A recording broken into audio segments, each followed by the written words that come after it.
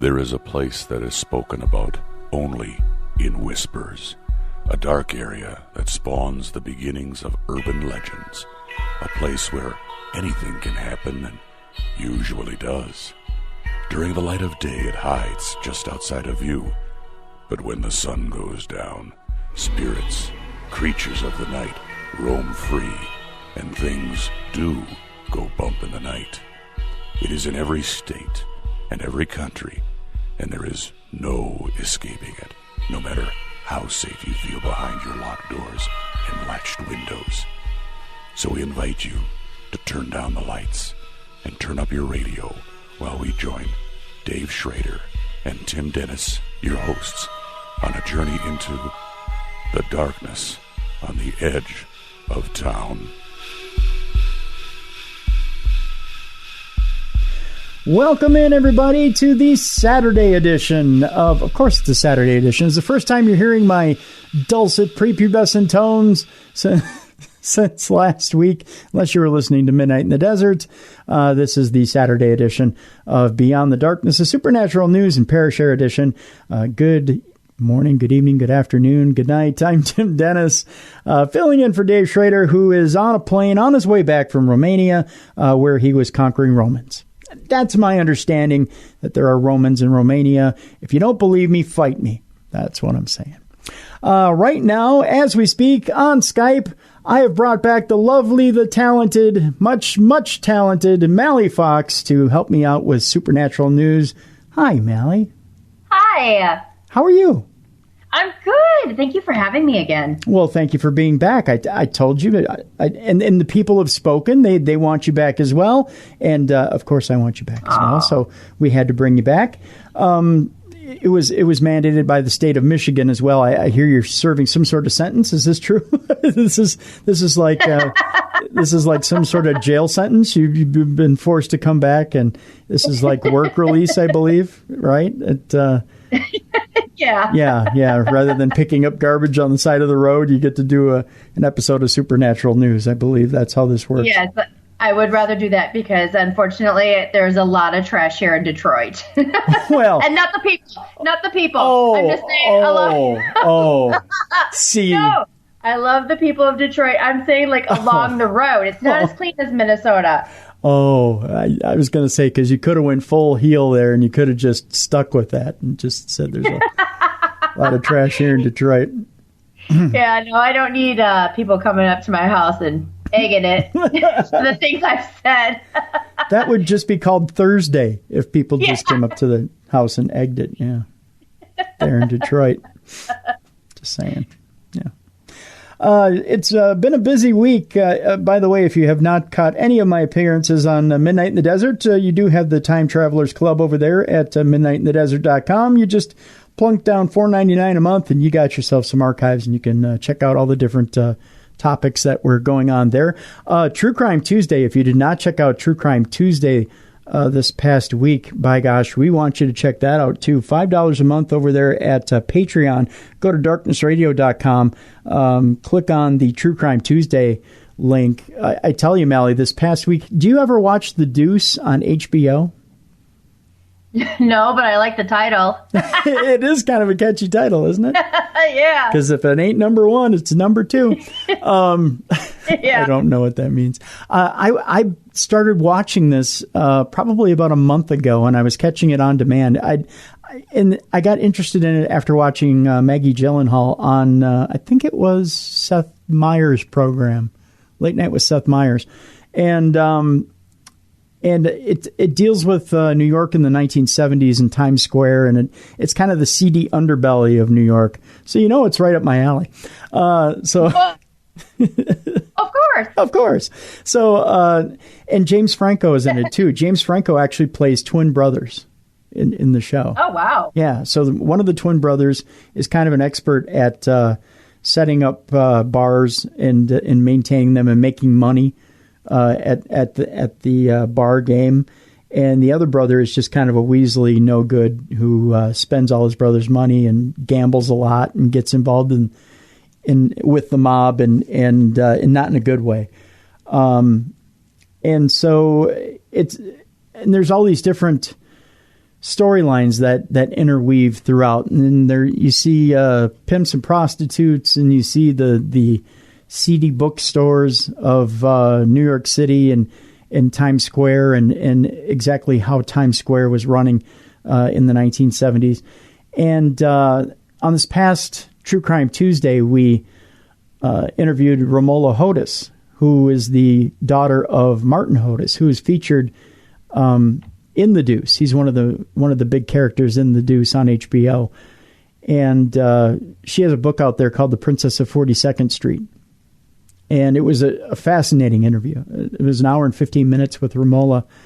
And, man, you want to talk about a messed up childhood. Oh, really? Oh, my gosh. Yeah. I mean, even from the time when she was 8 years old, let's just say Martin was no prince of a father. We'll put it that way. She dealt with a lot of mental abuse, just a lot of body shaming, just a lot of shaming in general. But Romola was very well adjusted, and you got to hear the interview for yourself. I mean, she was surrounded by the porn industry at a very young age, really before she was even a teenager. And you want to talk about just being screwed up when it came to that.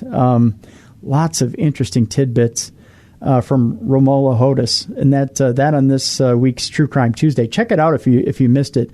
Go to patreon.com/True Crime Tuesday, or go to darknessradio.com. Click on the link and subscribe. And we brought in Tim Weisberg as well, and we did Dumb Crime, Stupid Criminals. We had a good time with that. So those are the shows you want to catch up with this week if you did not. Mally, we got a show ourselves to do here. We've got supernatural news here, and we've got some really interesting stories this week. I suppose we should just jump into it right away. I have an interesting story here. It turns out that it looks like there's a new character in town when it comes to the Ouija board. And yeah, and it looks like it has to do with it looks like it has to do with I can't even say it. Spit it out.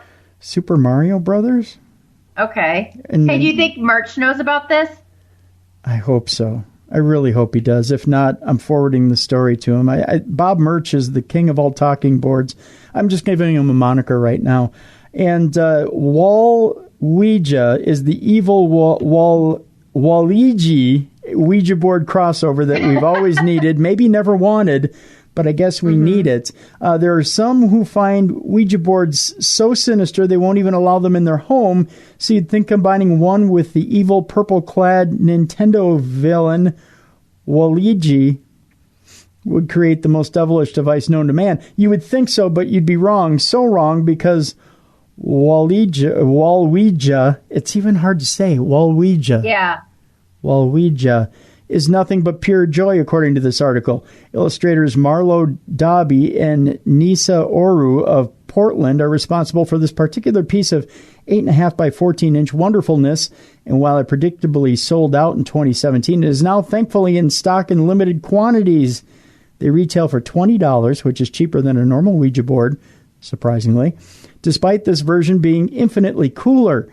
And not just because of how awesome it looks, but because rather than trying to talk to any old random boring ghost with the classic Ouija board, this is just for communicating with ghost Waluigi. It's hard to say Waluigi. Think of all the things that he'll be able to share with you. He can answer yes or no questions with a wah or nah. Oh, Jesus. And I'm looking at the board. It does say wah, nah, and it ends with everybody cheated. It does. And even responds to your inquiries with a wah or ah, or maybe even a wah-wah. Now, come on. Would you go? Wah-wah. Yeah. Oh, do you remember wah-wah? Yes. Hello. Trips out east. Yep. 3 a.m. Yep. They're like all over frickin' Pennsylvania. Mm-hmm. Going for a hoagie at 3 a.m. Yeah, delish. Those are the days. Yeah. It says here in the article, look, it doesn't matter because most of the time we imagine ghosts Waluigi would be too busy competing in ghost cart races to actually respond, but you'll be too busy showing your guests your amazing, I have G's on the brain, your amazing interactive piece of art to care. They never would have guessed the key to making a Ouija board less frightening was to dedicate one to a bad guy, but they claim they were so wrong and it feels so good. I don't know about that. They asked the question here in this article from Nerdist, is there another character you'd love to see get their own themed Ouija board? Mally, what do you think? Is there a character in your mind you would love to see on a Ouija board? Oh, I'm sure they probably do like Pokemon or something. Oh, yeah. A Squirtija board? Squirtija board? Squirtle. Squirtle. That sounds like something else. It does, doesn't it? Squirtija. It sounds like an adult themed board that you would probably pick up at a CD shop somewhere. Yeah, Squirtija. That sounds intriguing, though. I kind of like that idea myself. Squirtija. Trademark Squirtija. Yeah. I was trying to think of the other one, the one that shoots lightning. That is, why can't I think? My brain is empty. I think the whole week of doing Midnight in the Desert has emptied any thoughts I had in my brain.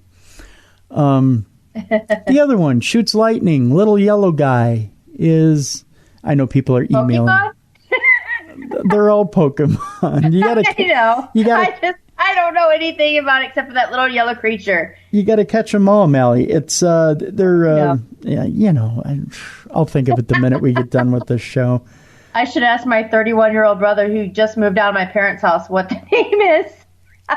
Wow, it's almost like you slammed him. I mean, it's like a congratulations. But I love him. That is so passive aggressive. I'm glad there's some Minnesotan in you still. That you were like, congratulations, bro, for leaving the house finally at the age of 31. He's a good kid. It just took him a while. Wow. That almost hurt me. The way you did that. He doesn't listen to this show, so I'm okay. Okay, good. But my dad does, and my mom, so I'm in trouble. I think they're secretly chuckling. I'll be getting that text tomorrow. Instead of the typing email, you'll hear the click, click, click of the phone. Dear Mally, this is Mom and Dad. Take it easy on your brother. Exactly. Things aren't so easy for him. We had to send him out of the house in a helmet. No, I'm kidding. No. We move on before I get in trouble with Mr. and Mrs. Fox. Haunted M6 is Cheshire's Bermuda Triangle, according to an international psychic. Spooky sightings, phantom lorries. I don't know. Have you ever had the phantom lorries before? I have after a hard night of drinking. And I always think it's a night after Taco Bell. Oh, yeah, the phantom lorries, after Taco Bell. That's pretty common. And hitchhikers that vanish into thin air are some of the strange phenomena reported by M6 drivers. Accident-prone junctions 16 through 19 of the M6 are haunted, according to a psychic who has nicknamed the black spot as Cheshire's Bermuda Triangle. Spooky sightings, phantom lorries, hitchhikers, oh my, that vanish into thin air, and Roman soldiers that came straight from Romania, believe it or not, are just some of the strange phenomena reported by drivers over the last few years on Cheshire's M6 stretch. International psychic Mike Brooker from Northwich, I believe that's how it's pronounced, Mally. I'm in the business of pissing off people over across the pond in my pronunciations. Believe paranormal phenomena may be at work and that the motorway's Cheshire portion is haunted. Cheshire Live was told, I personally know people who have lost their lives and families who have been affected by accidents on this stretch of motorway. I'm investigating this, and I need people to give me whatever evidence they have, sightings or experiences, or even strange occurrences. I'm leaning towards the theory that it can be connected to Saxon involvement. Oh, that's dirty. Saxon involvement? Oh, I can't read that on the air. There are reports of a Roman burial ground, and there was a historic clash between Scottish and English armies. There are so many variables and possibilities. For decades now, the amount of accidents on the M6 motorway between junctions 17 and 19 is completely unprecedented, and statistically, this is without doubt one of the worst accident black spots on any motor network or motorway network in the UK. The dangerous accident hotspot is undergoing a £250 million smart motorway upgrade, including emergency areas at J18, 19, and 70 CCTV camera and 258 electronic signs. However, Mike Brooker believes that accidents will continue as the reason is a supernatural one. He said motorway officials, the highways agency, and numerous traffic management bodies have literally spent years and vast amounts of money and resources and are trying to understand what makes that stretch of the motorway, both north and southbound, so treacherous. To date, they have no explanation whatsoever. It hasn't stopped and needs stopping. Natural explanations such as tire blowouts, mechanical faults, distracted drivers don't cover the whole breadth of this. There is something inexplicable. I've also pondered this over the years and have conducted some research into this phenomenon. He went on to say, I was amazed at just how many people had posed this very same question over the decades. There appear to be two principal answers that come up. One is that the motorway was built on a Roman burial ground, and that the other is that it was the site of the slaughter of a number of the Scottish Army dating way back over 200 years. There is no clear evidence either way to support or substantiate these claims, but what is clear is that something is very wrong to cause so many accidents on what is, to all intents and purposes, a fairly straight stretch of road. I personally believe there is something supernatural that has attached itself to this particular stretch of roadway. When science holds its hands up and is at a complete loss to explain its plethora of accidents and incidents between junctions 17 and 19 of the M6, there is perhaps an alternate explanation. I aim to conduct my own personal investigation into this bizarre conundrum and hopefully come up with some kind of answer, the psychic went on to say. If and when I do, I shall certainly post any findings on Facebook, because we all know Facebook is the place to go for scientific answers. That and Wikipedia. Yes, that and Wikipedia. It's all official if it's on Facebook and Wikipedia. He then went on to add that if anyone has any thoughts or views relating to this, I would very much welcome them. Please feel free to comment on this post.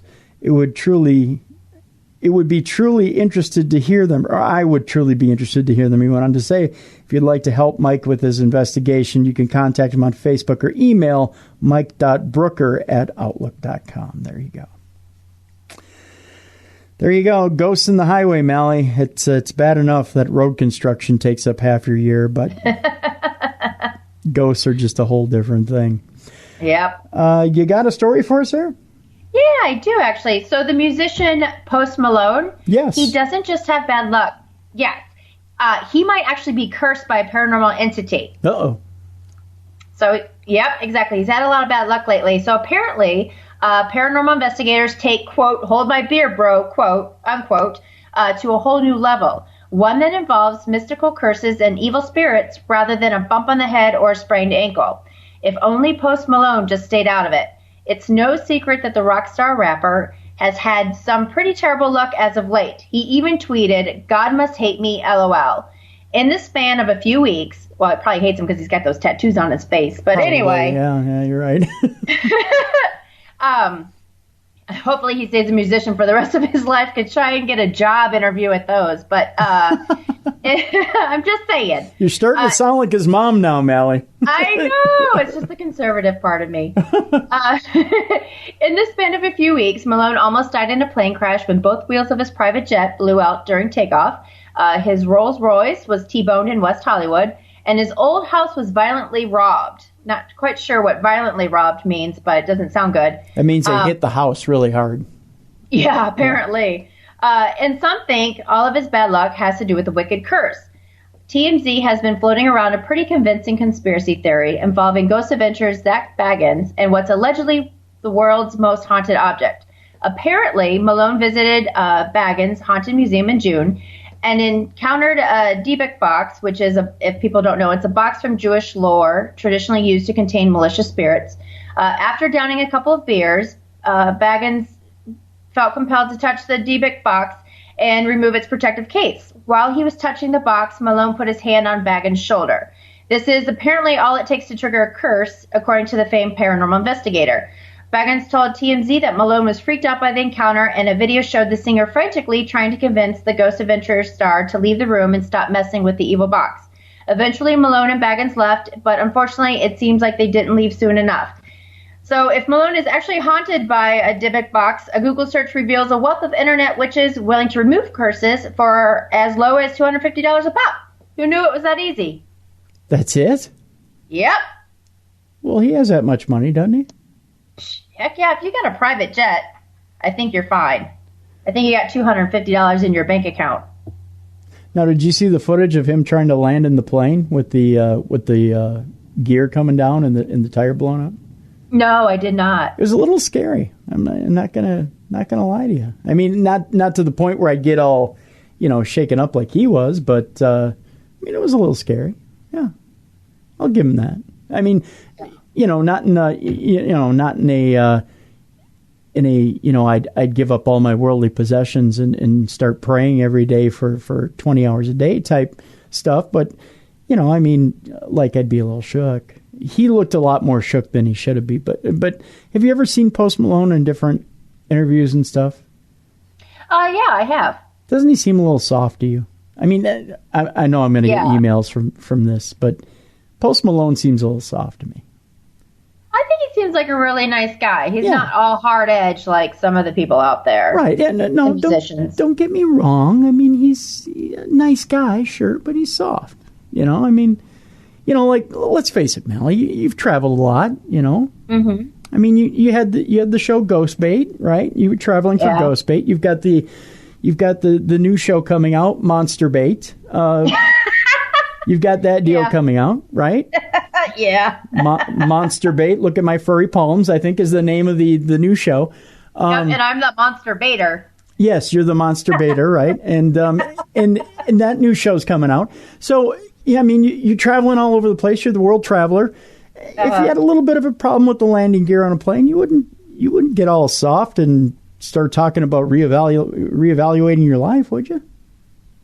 No. Exactly. Probably not. That's just because I'm lazy. That requires time and energy to figure out what I want to do differently. See, and here Post Malone's all, moping and, oh my gosh, it was so terrible. Come on, dude. You're going to be all right. Suck it up. You work with gangster rappers. You should be all right. Like me. You work with gangster rappers. He did have, 3 major things happen within a couple of weeks of each other. Yeah, but, I mean, that could happen to anybody. But I don't know. What do you think about spirits being transferred through touch? I mean, they say that he touched Zach's shoulder, and that's how he started having all these bad things. But I don't know. I don't know about the transferring. Yeah, I don't know that it's all that. Right. It's not like he's the Leonard Skinner of the pop and hip hop world. Yeah. Yeah. It's not like things are going up in flames around him and he's losing band members left and right. And come on, suck it up, dude. Mm-hmm. You're going to have someone knocking on your door. I really am. The Post Malone fan club is going to show up. Tim Dennis? All those 12 and 13-year-olds are going to be at my door, and they're going to be like, "Excuse me, sir. You said some pretty mean things about Post Malone, and I would like to correct you. Post Malone is so gangster, it's ridiculous. I'm just saying. You have no right, sir. You have no right." I don't know that that's what Post Malone fans sound like, but I do like his music, though. I've listened to some of it, and I do like it. Yeah, he's all right for a whiny guy. Oh, stop! No, I'm kidding. I'm sure he's a fine young man. Actually, I've seen a couple of interviews with him. I like him. I won't disparage him as much as some people do. Some people really go after him. I don't get it. I think he's all right. Yeah. I think he's all right. For a white guy. I think he's... That's terrible. White guy. Why would you say that stuff, Melly? Anyways, do you have another story? It's a quote from the song, in the 90s. Wasn't it 90s or 80s? Yeah, it is. He's pretty fly for a white guy. That was the 90s. Wow. Yeah, that was a long time ago. Was that 90s or early 2000s? I think that was 2000s, wasn't it? Oh, maybe. I don't know. They all start to blend together. They really do. Yeah. You have another story for us? Sure. All right. Okay, so there's this new book coming out, and it has to deal with sex and aliens. Oh. So I know, right? Yeah. So there's a surprisingly large number of people who claim to have sex with aliens, from those who claim to have been forced to willing participants. A new book edited by maverick UFO researcher Timothy Green Beckley explores this world and its surprisingly long history. Since 1957 and the height of the flying saucer era, people have claimed to have had sex with aliens. Some claim to have fathered hybrid children, while others have claimed to have been subjected to abuse. Beckley says, you will see that we have approached the sexual nature of UFOs, their alien occupants, and the reproduction process of the ultra-terrestrials with an open mind. It's easy to laugh and gawk upon reading reports of anal probes and those who claim that they have fathered a rather largely family of star children, or who have had sex with reptilians just about every Saturday night. So at least someone's getting lucky. At least, yeah. Not in this household. Wow. Yeah. Wow. The mister's not around right now, is he? I mean, you didn't say that loud, did you? Let's just say I live a very boring life. Wow. All right. Hey, he's always at work. He's a firefighter. He is. He's always working. So now I got to start making him breakfast now to make up for what I just said. But anyway, I got to start cooking. So to speak. Yeah. Let's see here. Oh, I'm in for it. Let's see. We admit to a bit of chuckling from time to time ourselves. I love you, honey. But this is potentially a very important aspect of UFO research that for the most part has been neglected because of what some see as its offensive nature. Nigel Watson, author of the UFO Investigations Manual, who contributed a chapter to the book called Screwed by the Aliens. What? I know, right? That's a great title. Wouldn't you say that's the name of your next band? Yeah, Screwed by... Actually, that's the name of the new album, Screwed by Aliens. Oh. Yeah. I would say the name of the band is probably Alien Finger Bang. Yeah, I like that. Yeah. Jesus. Yeah. Let's see here. It says that such encounters actually predate the UFO era, with previous encounters having been described as demons. So you don't know if you're getting it from an alien or a demon? Well, I don't know. I don't have a comeback. I wish I did. I was like, nope, can't think of something. You would think an alien would be a little more gentler than a demon. You think a demon would just go to town. An alien might, I don't know, maybe buy a dinner first. Yeah, but wouldn't a demon you wouldn't remember? Or is it the alien you don't remember? I think it's the alien is the one that has the lost time deal. The demon, I think you definitely remember the demon. Yeah. I was just trying to think, 'cause if you're possessed, do you really remember being possessed? Well, yeah, I think you would. People have reported remembering being inside their body and not being able to do anything while the demon was doing their thing, so to speak. I mean, I'm not saying I'm doing their thing, doing their thing, but I think they, you know what I'm trying to say here. This is getting really awkward. I mean, oh boy. And you have people that also remember incubus and succubus experiences too. So welcome back, folks, to the best in paranormal talk radio. This is Supernatural News and Parashare on a Saturday on Beyond the Darkness. I'm Tim Dennis, and Mally Fox is in with us this Saturday as we, I don't know, just get silly with the supernatural news this week. Boy, I tell you. Well, as previously in my other story, I've got nothing going on a Saturday night. Well, there's always space aliens or demons, Mally. I mean, Yeah. When the mister's away at a fire, the aliens will play, I guess. I don't know. Is that how that works? I have no idea. Michigan's a cold, lonely state. Is that the deal? All I know is I'm going to be in trouble. Nah, he doesn't listen to the show, right? Or no, actually he does. The whole place does. Oh. Oh. I know. I'm in trouble. Uh-oh. Sorry, Mr. Fox. I'll bake some cookies. We're all good. There you go. All right. Well, let's get off this subject quickly then. Researchers say the mysterious eye of the Sahara could be the ruins of Atlantis. What is the Eye of Sahara anyways? And if we took one, will Sahara be pissed that she only has one left? You can have most any fringe beliefs or interest and still disguise yourself as an upstanding yet adorably eccentric member of normal society. That's what this article says. I don't know if they're right or not. But Atlantis is the point of no return. Once you start talking about Atlantis, you're done for, it says. So let's talk about Atlantis. This is a weird article to begin with. According to Plato, the lost city of Atlantis was an ancient island superpower located in the eastern Atlantic Ocean, which was named after the lost city. Atlantis was, according to Plato, stunningly gorgeous and opulent, built upon concentric circles of land and water.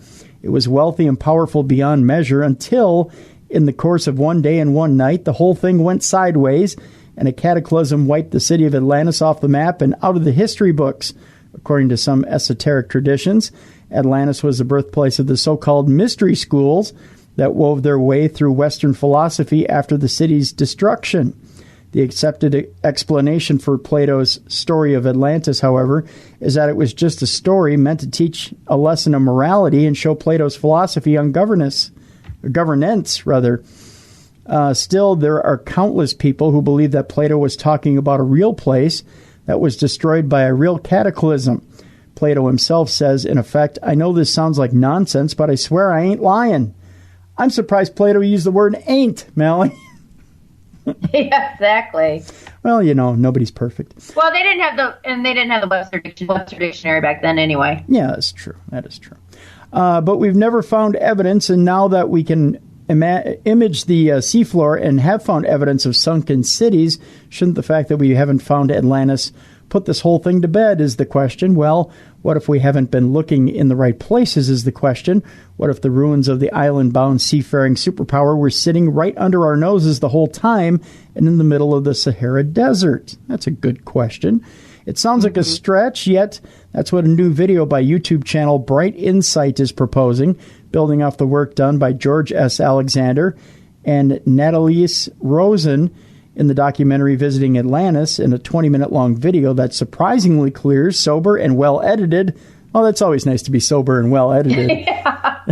I mean, when you go for that eventual Oscar, you want to be sober and well-edited.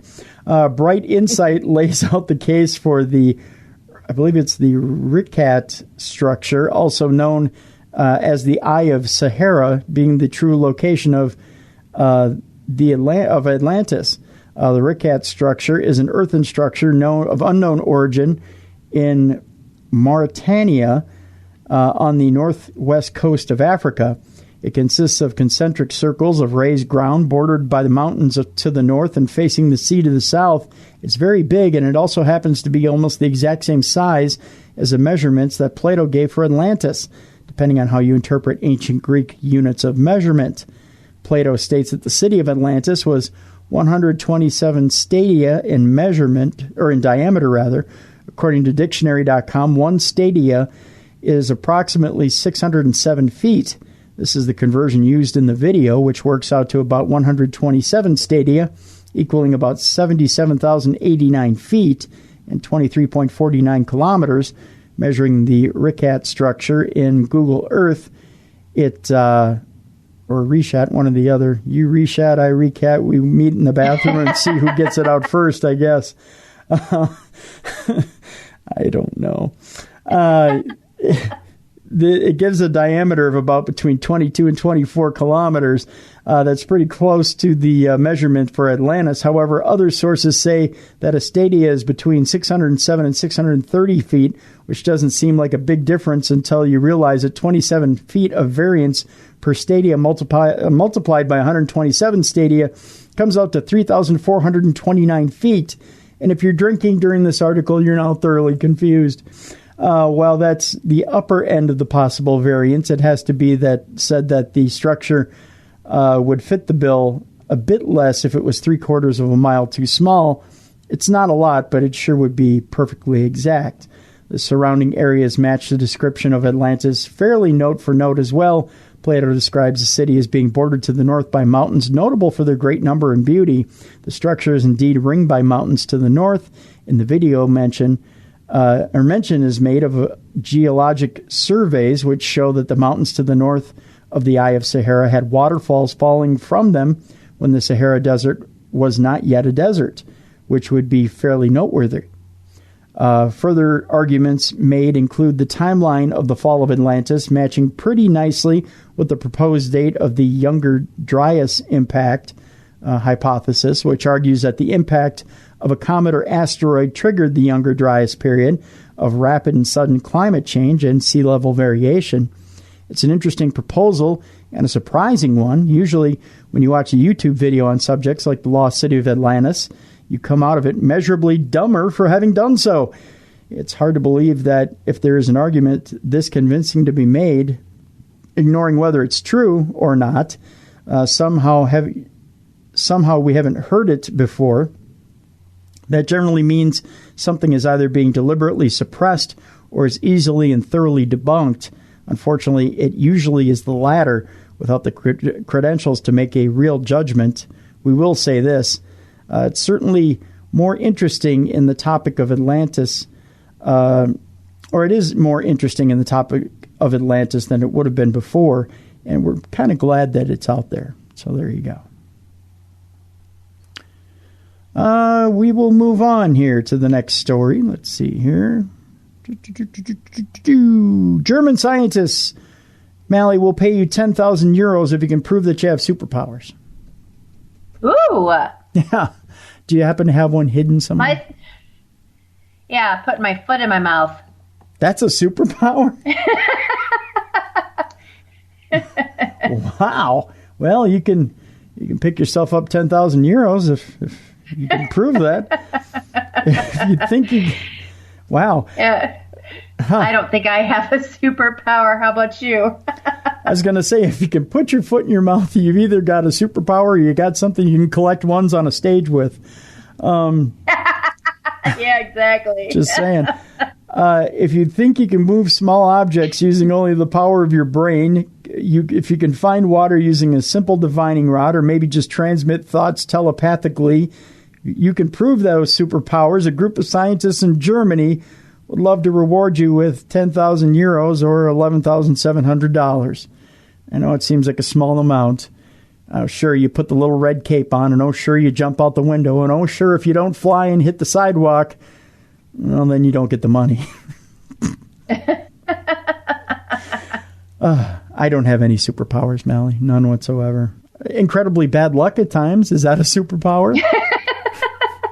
Boy, you and I are failing at superpowers. Yeah, we have the worst superpowers ever. I know. Yeah. The Society for the Scientific Investigation of Parasciences, or GWUP, which is the worst. I should be careful when I say acronym. I got chided for saying acronym. I didn't say acronym. Tim Weisberg said acronym last week. Uh-huh. And boy, did we get it. We got it from a listener. So I won't say acronym. I don't even know what this is called. Is a group of German physicists, biologists, and psychologists who believe that people who claim to have superpowers like telekinesis, telepathy, or divining abilities should not be dismissed as mere charlatans. Because I'm finding words are hard, Mally. Charlatans, there we go. But actual studied and allowed to be, or should actually be studied and allowed to prove their abilities in controlled laboratory conditions. Each year they invited candidates to the University of Würzburg, in Würzburg, Germany, or Würzburg. Is it Würzburg or is it Würzburg? Probably with a V sounding, wouldn't it be? The Würzburg, Germany, there, Mally Fox. To show off their superpowers and potentially win a cool 10,000 euro prize. Over 60 people have been tested in recent years, but none of them have been able to claim the coveted prize. There's a shock. I have a superpower, and what's that, Mr. Gear? I can keep a gerbil in my ass for 2 days. Timmy! Fight me! Oh, my. I don't know. Hey, other than that superpower, if you could have one, what would it be? Other than that one, Melly, that's perfect. I've housed a small gerbil in my anus. Why is that not perfect? What would be the perfect superpower? I would say, can you say super strength and invulnerability and still have that be one? Or does it have to be one or the other? You'll give that one to me? Yeah. Oh, thanks, girl. I'll take both. Because you have to have one. You can't have one without the other. Because if you're super strong and you go to punch a wall, but you still, break your bones open and your skin open, you can't very much punch a steel wall and break it open if you don't have the invulnerability. So you kind of have to have both. Right. Right. So I would take that. I would take that one first. Yeah. Because who wants to fly, really? I mean, do you? Yeah. No, we got planes for that. Yeah. No need to fly. Yeah. I'm good. I'll take that super strength thing any day. I'm good with that. Yeah. Plus, with super strength, you could just jump wherever you wanted to go. That's true. Yeah. That is very true. See? I'm thinking. Like Macho Man Randy Savage used to say, thinking, oh yeah. I don't know. I didn't really sound like Randy Savage there. We're not here to make people look ridiculous, said Rainier Wolf. Oh yeah, a perceptual researcher and the man who oversees the yearly test at the University of Würzburg. We just want to show that many such claims are nonsense. Okay, but they're not. Did that not make sense to you, Mally? That they're saying that they're nonsense? Yeah, we're not trying to make people look ridiculous. We just want to show that many such claims are nonsense. Yeah, that doesn't make sense at all. Right. But just because the claims are nonsense doesn't mean that the people making them are trying to be deceitful. Wolf and his psychologist colleagues in Guap are convinced that most of the candidates actually believe that they have these special abilities that science can't yet explain. They are trapped in a belief system that they themselves have built over a long period of time, and that means a lot to them. They subconsciously forget all the failures and only seem to remember the times that their talents produced amazing results, but when it comes time to actual testing, they always fail. Oh, again, they're describing my love life. How terrible. Rainier Wolf puts a lot of time and work into these superpowered tests, trying to make them as fair as possible and minimize lucks as much as possible. For example, last year, one of the candidates that showed up for testing claimed he had mastered telekinesis. Ooh, how fun. That'd be a fun power. And could move small. Yeah, see? And could... I'm lazy, so I would want that to, bring me the remote control or my phone. Oh, or feed the dogs without having to get up. Yeah, well, that part doesn't bother me, but I'm lazy once I sit on the couch. And, when you sit, you get all comfy and you can't find the remote control. Oh, yeah. Yeah. Or your phone. Yeah, but that's why I need that. Then would it get to the point where you're laying there and all of a sudden, you know how you have the little Nutella with the little cookie dip?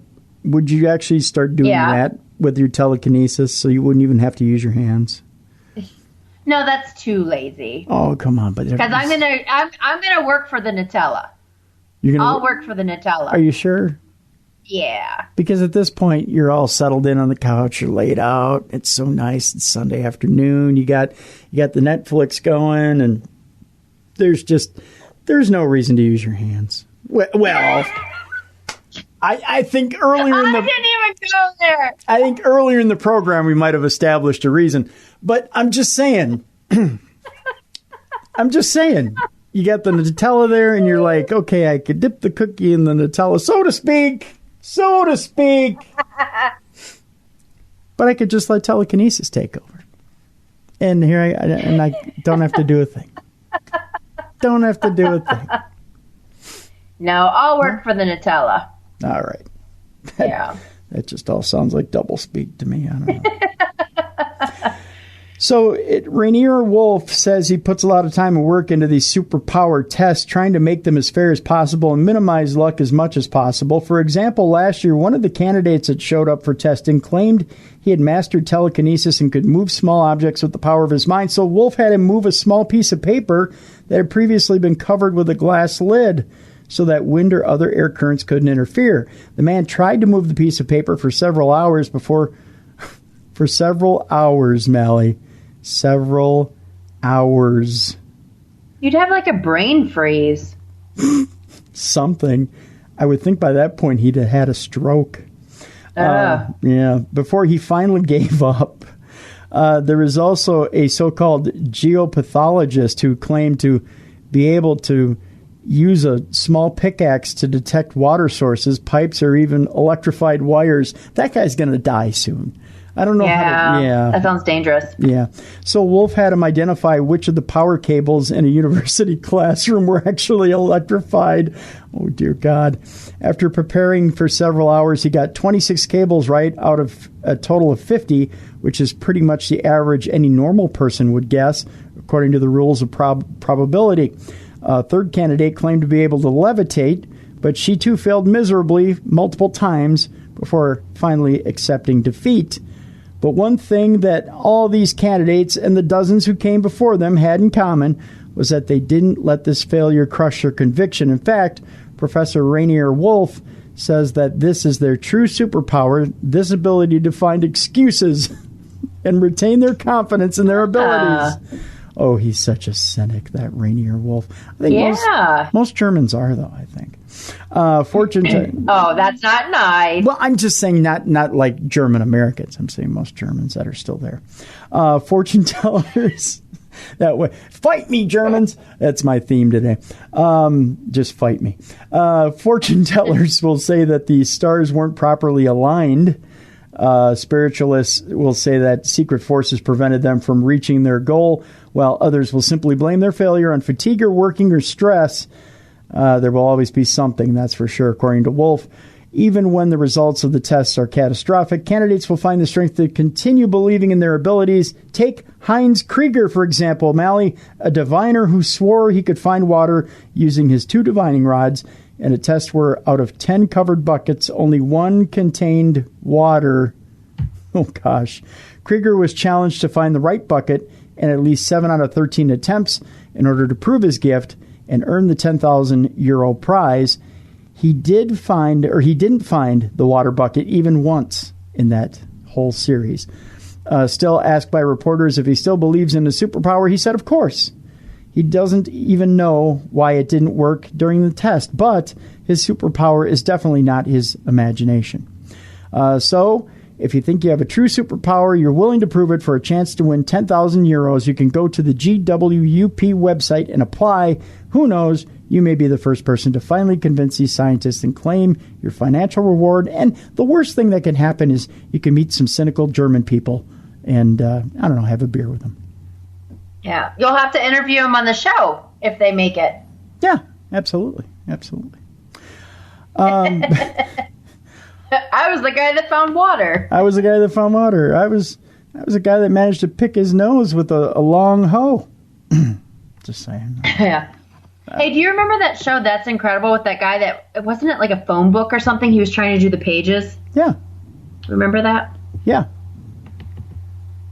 It just popped in my head, that's all. Oh, I thought you had a tidbit about him or something. No, it was just a Mally moment. Oh, sorry. Well, congratulations. That was kind of cool. Thank you. We had a Mally moment there. I was like, yeah, I remember him. You're like, yeah, it was pretty cool, wasn't it? That was very Chris Farley of you. That was awesome. Yes. I don't know.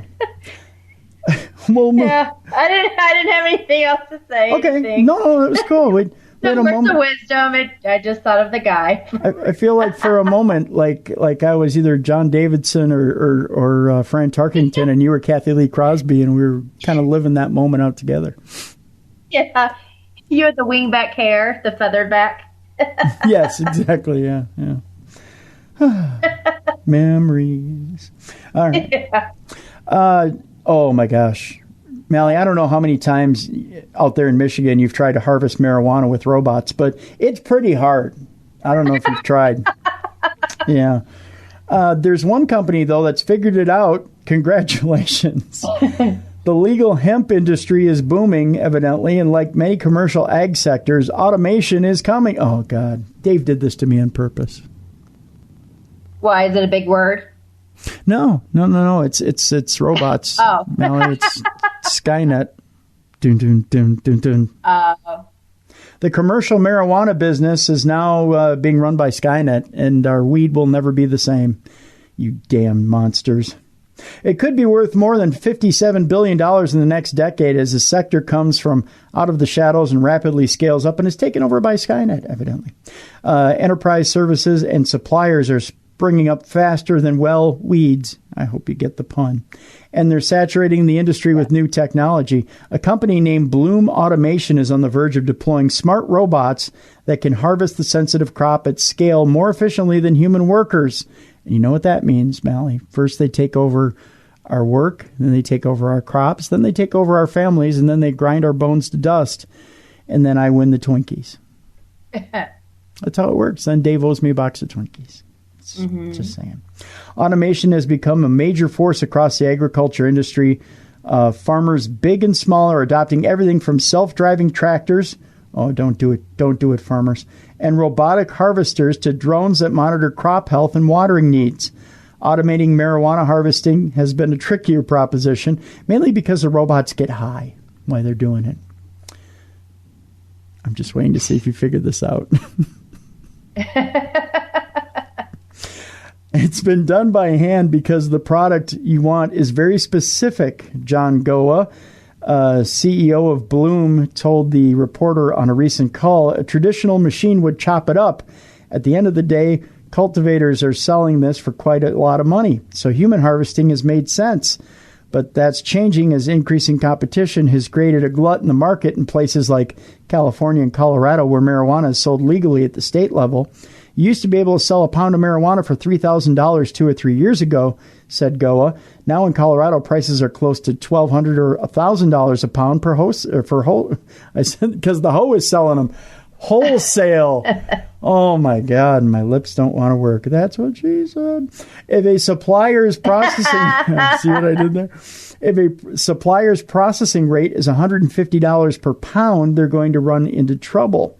The business of marijuana is going to increasingly get attention because there may be a stock market riches to be had. Marijuana may be the new Bitcoin, the article goes on to say. For instance, Tilray, one of the early leaders in the pot industry, traded nearly $6.5 billion in shares on U.S. exchanges on September 19th. Tilray closed the session up more than 40%, but was up more than 90% at one point. Other pot stocks such as Canopy Growth, Aurora Cannabis, and Cronus Group had active trading sessions. As these companies scale, there's little doubt that the IT industry is going to start to notice the marijuana market, just like AMD and NVIDIA benefited from cryptocurrency mining. Cloud providers, likely to be industry-focused, will target marijuana. There will be a lot of infrastructure investment to be had.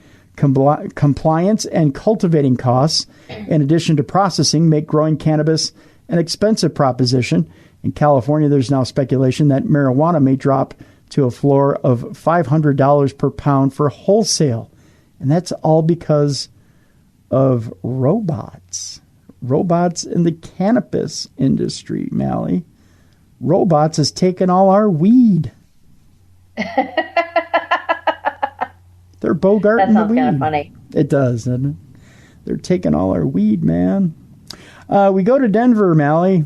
Not for the robot bogarting our weed, but because they're welcoming, the Denver Zoo is welcoming a rare, ugly omen of evil baby animal into its flock. Oh. Yeah. They say it's evil and ugly. I think it's kind of cute. It's a little spiky, furry, clawed demon of evil. I mean, it's, Tonks the Eye is the newest member of one of the rarest animal species in the world. Oh, they're so mean. The Denver Post is so mean to this little baby. They say, look, not all babies are cute.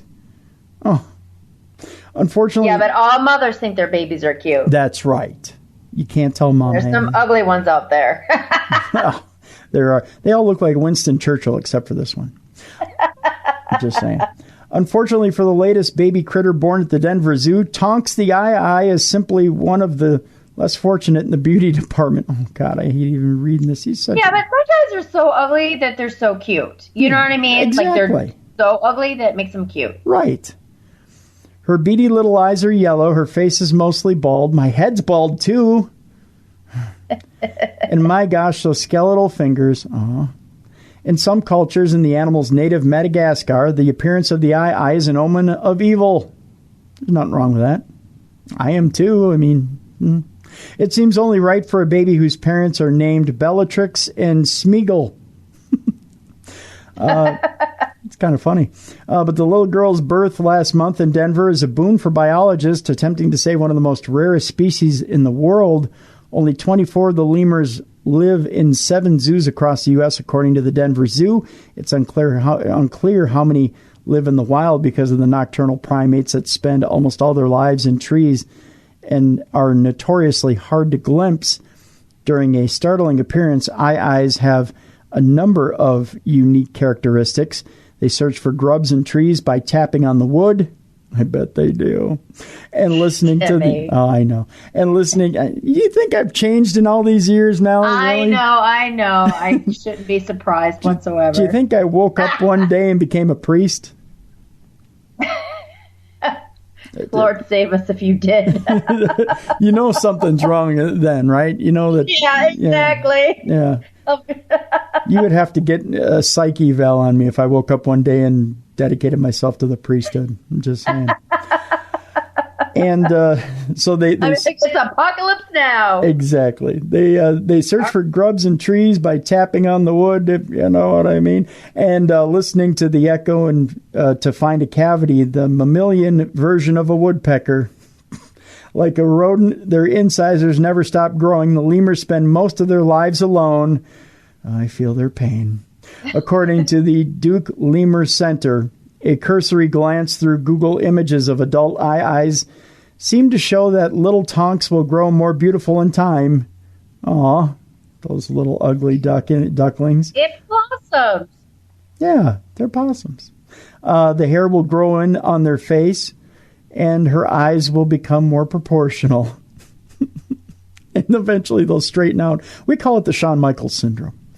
Tonks is currently in the Denver Zoo's eye exhibit, but likely won't be visible for the next few months as she grows inside the nest box. Oh, yeah. I don't think she's bad. Did you say possum or blossom? Oh, I said possum. It's not. Okay, no, I said it blossomed. Oh, I called it a possum. I was like, wait a second. Wait, what did you just say? It's not a possum. It's a lemur. I was just screwing with you. It's impossible. You see what I did there? Oh, jeez. No, yes. It's not that impossible. But, my little symbol there.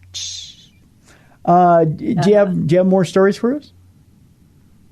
Yeah, I've got another one. All right. Okay, so this takes place in England. For months at different times during the night, the eerie voices of children singing "It's Raining, It's Pouring" filtered through the air in Ipswich, England.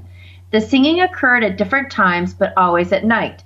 The singing would go away for a time, but it always came back. For months and months this went on. Sometimes the music would play for hours at a time or multiple times a night. As a reminder, it goes, the old man went to bed, bumped his head, and couldn't get up in the morning. Perfect nursery rhyme. It's the stuff of nightmares we sing to children. A woman who wishes not to be identified told the BBC, "The first time I heard it, it was the most terrifying thing ever. I went cold and felt sick and thought, what on earth is that?" She reported the singing to the Ipswich Borough Council, who found it a bit hard to believe, but other residents started to report the terrifying music playing as well. This is unique in our experience. It was difficult to believe a nursery rhyme would be playing in the middle of the night, a spokesman for the council told the Ipswich Star. On September 10th, the singing began at 11:15 p.m. local time and then began to play every 2 to 3 minutes. The town's rapid response team followed the music through the night to an industrial property, probably wondering if they were in an episode of The X-Files or Black Mirror. We did hear the nursery rhyme playing from an industrial premises. and it sounded very eerie at that time of night, the same spokesman said. We appreciate that people living nearby would find it quite spooky. The property installed, what it is that the property installed motion sensors to play the creepy tune to deter trespassers and would-be thieves. The company checked the cameras and sensors to see what was setting off the spooky singing that haunted neighbors for months. We are now aware of the problem. The motion sensors were being triggered by spiders crawling across the lenses of our cameras, and it looks like we've turned it up too loudly as well, a company spokesman told the Ipswich Star. Spiders triggered spooky singing that haunted neighbors for months. It's a massive relief, and I'm looking forward to getting some actual sleep from now on, said the woman who reported it to the council. So I don't know what's creepier, the singing or that it's all these spiders that are, must be crawling around to have the sensors go off all the time. I got to think the singing's a little more... The children singing the song? Yeah. Spiders aren't that creepy to me. But definitely the kids singing is, yeah. I'm not dealing with that too well. That would be eerie. But I mean, it went for months and months and no one figured it out. Mm-hmm. Yeah, that. Did you have one more in front of you or? Yeah. Okay. I do, actually. Okay, so Netflix just released a trailer for The Haunting of Hill House, and it's really disturbing.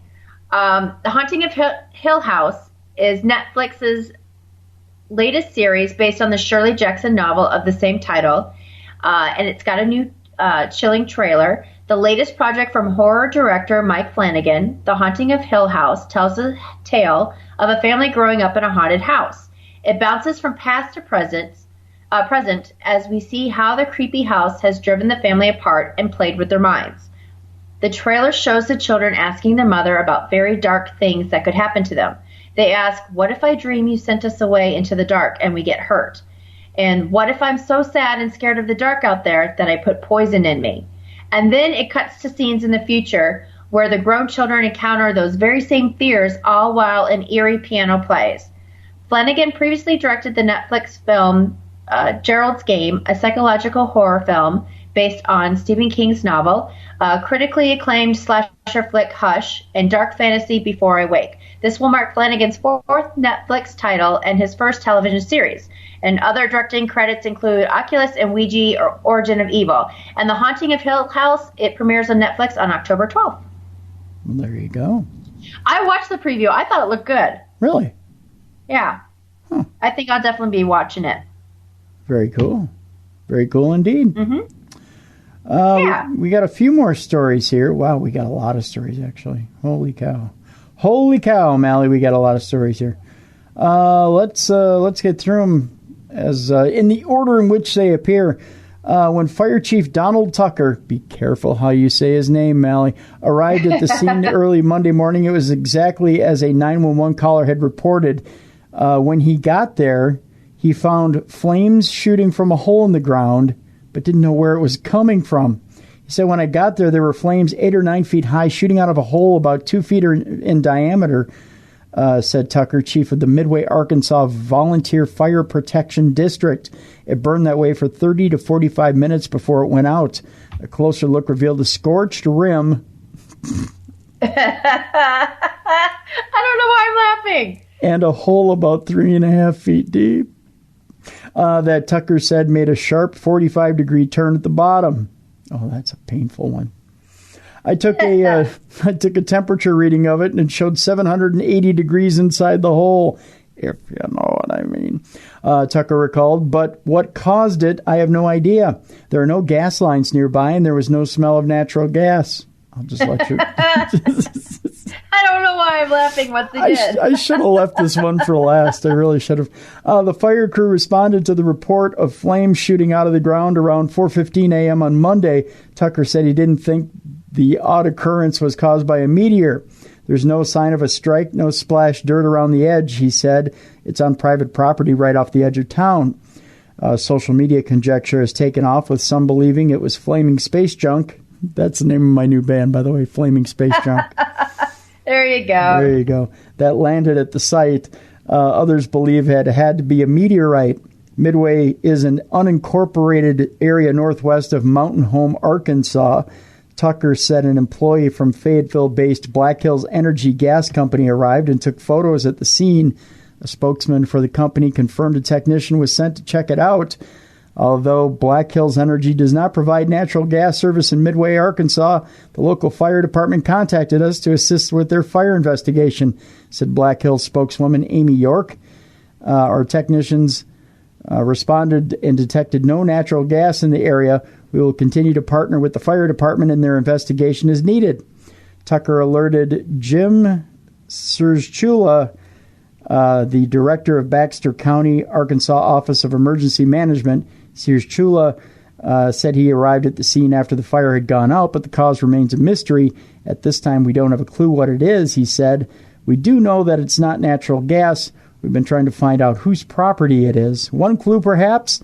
To me, it looks like an existing hole that was there. But what was burning, he asked. When I got there, it smelled like burnt plastic to me. He said He said there used to be a gas station near the site of the flaming hole. I don't know why that strikes me as funny. But so far... The Flaming Hole. The Flaming Hole. The Flaming Holes would be a good band name, too. I don't know why. That would be. That'd be funny. But so far, there's no link to it or to an ignition source.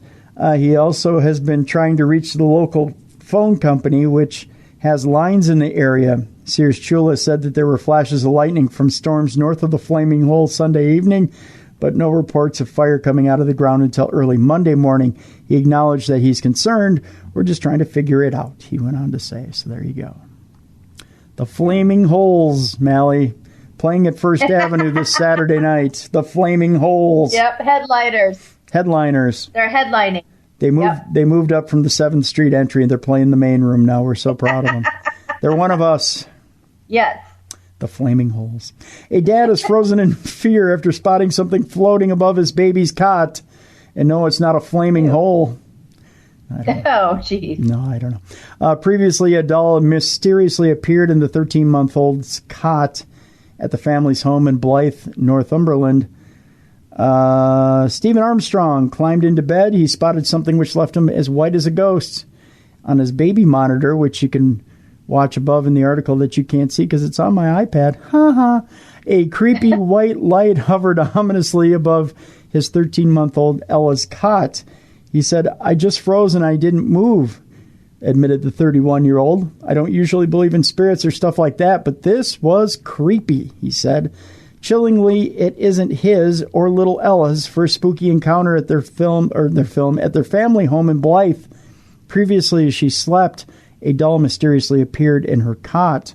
I kind of brushed that doll one off and said there had to be something else, some other explanation, said Stephen. But when I saw the baby monitor, I went white and I even had to pluck up the courage to go in the room. When I did, it had vanished. The dad, now seeking some answers to what he encountered on Saturday night, or is seeking those answers. One person who may have an answer is Northeast medium and paranormal investigator Sammy Rawlinson. That looks like an orb. Oh, it's an orb, Mally. Yay! Oh, boy. Someone visiting the child from the other side with two fabulous orbs, said Sammy. I don't know. They went to check if it's anyone in Spirit's birthday or anniversary this month, and this can include pets that have passed, said Sammy. For Stephen, he's baffled as to what entered the bedroom and is also spooked. He said, we thought at first it must have just been a bit of dust, but the movement, how it goes in one direction, turns a bit and then flies away is so strange. I was freaked out, he went on to say, and there you go. Orbs, Mally. It was orbs flying around the cot. I'm telling you. Well, and with the doll appearing in the child's bed, I mean, if you've got an animal, like a pet, I mean, I find like dog toys, bones, all that stuff in my bed all the time because of Marla Hooch. Because of what? So a hooch? Marla Hooch. No, Marla Hooch. That's my dog. Oh, okay. You know, League of Their Own. Yeah, Hooch. yeah. Hooch. Okay. What a hitter. Oh, okay. Sorry. I was like, whatever, huh? I had to catch up there for a minute. I'm still stuck back at the Flaming Holes. I gotta my mind, it doesn't move as fast as it used to these days. I don't know. Yeah. A mom is claiming she took a photo of her daughter 10 years before she was born, Melly. Wait, what? Yeah. A little bit of a mind bender here. A mom believes she took a photo of her daughter 10 years before she was born in what she's calling a future echo. That freaked out mom claims she took that photo a whole decade before she was born. Laura Cece, 38, found a photo taken 10 years ago of her 15-year-old daughter, Aisha, and assumed her youngest daughter, Sophie, had been caught in shot in the background. However, it wasn't until she realized that Sophie wasn't even born at the time of the photo that she was spooked and realized that she was holding an echo from the future. Laura, who is a believer in the paranormal, explained the girl looks like Sophie. It does have a look of her. It's very strange. When I first looked at the picture, when I saw it again, my eyes went straight to the face, and I thought, what's Sophie doing there? I've never even seen her in that picture before. Then I realized Sophie wasn't even born when the photo was taken. It can't have been her. Maybe it's an echo of the future or something like that. You don't know. The baffled mom explained that she'd never even noticed the spooky apparition in the photo before and refutably denied that it could have been any of Aisha's friends. She said, I remember taking the picture. It was Saturday. It was raining and I was washing up, and Aisha had been nagging me to try on the dress as it was new. I remember we were alone and there was no other children there. The only other children of that age that Aisha played with when she was 5 was my cousin's little girl, and she looks nothing like that. We didn't have any other children come to the house until Aisha was at school when she was 6 or 7. Having shown the creepy image to her family, Laura has hailed the photo as unexplainable and admits she's glad she no longer lives in the house. I can't stop looking at it, and I'm a bit freaked out, to be honest, said Laura. A new family lives there now. They say their baby does sometimes smile at the wall when nothing is there, but that could just be baby smiling. However, the mom also said that if it is a paranormal being, she hopes it will look out for her daughter. She said, in a way, perhaps it's nice to see. My daughter is going through a tough time at school at the moment, so if she does have something looking out for her, I hope it's still around. I just hope it doesn't show itself to me. So she's like, yeah, I hope it's still around. I hope it doesn't show up and scare the you-know-what out of me. Mm-hmm. Yup. We move on to Loch Ness, Melly. I'm not going to do the Scottish accent because I'll yell my throat out. Supposedly, the Loch Ness Monster is worth nearly £41 million to the Scottish economy a year. That's a lot of money, yeah. The total is £11 million, more than the previous estimate compiled 4 years ago, and is said to be a conservative calculation. That's a whole lot of green. Yeah, it is. Yeah, the study carried out by chartered accountant Gary Campbell, who also keeps the official register of sightings of the creature, uses the most up-to-date visitor figures for the Loch Ness area. Confidential commercial data was supplied by a whole range of tourism operators and other businesses throughout the summer, and shows that, myth or fact, Nessie is a monster moneymaker for the Highlands. Mr. Campbell went on to say, we analyzed the number of people that visit the attractions around the loch, along with those who took to the water to try to get a closer look for Nessie, and then took other research into tourism and spent on overnight accommodation and food. We then added in the day trippers. Oh, they brought the Beatles in. And from this, we conservatively estimate that the draw of the monster is adding £40.7 million to the local economy each year. Mr. Campbell, who is based in Inverness, said over the past 4 years, there are less than 10 days each year when Nessie doesn't get a mention somewhere in the world. It is this top global brand recognition that then helps steer tourists not only into Scotland, but to come north to Loch Ness as part of their holiday. It also helps to explain the 500,000 visitors that are coming to the loch each year. The research has been endorsed by tourism ambassador and director of Loch Ness marketing, Willie Cameron. He said, from my perspective and from the numbers and spend we see at the loch, I'd say that this is a very conservative estimate, but at over £40 million per annum, it shows that Scotland's rural economy can make a significant contribution to the health and wealth of the overall Scottish economy. There you go. I would totally buy all that stuff. I am such a sucker when I'm a tourist. I would be head to toe in like Nessie t-shirts, bags, you name it. Really? I would, yeah. I just never leave enough room in my suitcase. Oh, I'm a sucker for that stuff. Love it. I do. I love all that stuff. So I'd be dragging you along if you and I went to Scotland. Yeah. Then I'm carrying the suitcase with all the stuff in it. There you go. I'll at least get a suitcase with wheels for you. Thank you. I appreciate that. It's be nice on. You're welcome. Nice on my back. I appreciate you thinking of me. Yeah. Don't say I never care. Aw, thank you, Mally. Yeah. You're welcome. I'm tearing up over here. Yeah. No, go buy me that mug. Yes, mistress. We move on to kind of a weird story. A sheriff is slamming the FBI's handling of an observatory closure, saying it's chicken. What? Well, it could be beef, but it's chicken, evidently. Otero County Sheriff Benny House, I love that show on ABC, told ABC7's New Mexico mobile newsroom, because every good TV news crew has a mobile newsroom, Monday that he was infuriated at the way that the FBI handled the sudden and mysterious closure of the National Solar Observatory in Sunspot, New Mexico. Oh, careful. Oh, there's a bad word coming here, Mally. Are you ready? Okay. I'm just quoting Sheriff Benny House here, though, Mally. He said, I think it's... Okay. Now, here's the bad word, kids. Earmuffs. I think it's chicken shit the way the FBI handled it. I have a responsibility to protect my citizens. I think it's paramount that we know what the threat is so we can provide safety. The observatory is located 17 miles from Cloudcroft, New Mexico. The facility and the Sunspot Post Office, located on observatory property, which is a new word I made up, Mally, were suddenly closed on Thursday, September 6th. The staff at the post office were relocated to the post office in Cloudcroft during the closure. On Sunday, September 16th, the Association of Universities for Research in Astronomy, or AURA, announced it was reopening the facilities. AURA, the agency that runs the observatory, said in a news release the observatory was closed as a precautionary measure while the FBI investigated suspected criminal activity. During this time, we became concerned that a suspect in the investigation posed a threat to the safety of local staff and residents.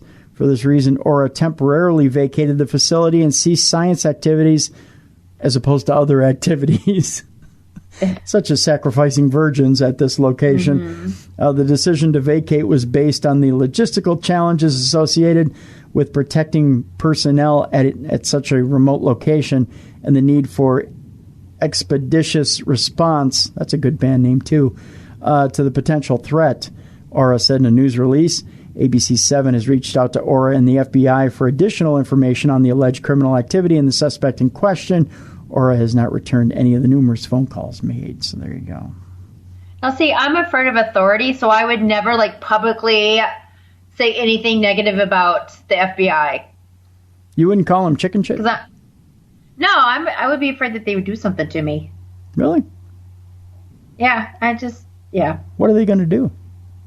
I mean, other than, I don't know. They're the FBI. Other than tie you up and beat you with a rubber hose. I mean, yeah. I just watch too many shows where, people with authority can do stuff. Very true. That is very true. They can. Yeah. Mm-hmm. If you've ever watched, I forget what that one series was with the FBI trainees, but yeah, there's just too much they can do. That's true. I'm with you. Yeah. I would totally. Yeah, don't piss them off. Yeah, I would totally chicken shit out myself. Yeah. There's a story here about, Dave's coming back from Romania, so I think he fired over a story about Vlad the Impaler being the conspiracy that Vlad the Impaler may be Mr. Putin over there in Russia, that he may be Vladimir Putin. Oh. Yeah, or that... Like a reincarnation, or what? I think that he's a vampire. It says, is Vlad a vampire? Conspiracy theorists go nuts over pictures that suggest Putin hasn't changed his appearance in 100 years. Oh, I get it. They think he's a... Yeah. Oh, and that he might have lived as Vlad the Impaler. A photograph from almost 100 years ago has some on social media convinced that Russian leader Vladimir Putin is immortal.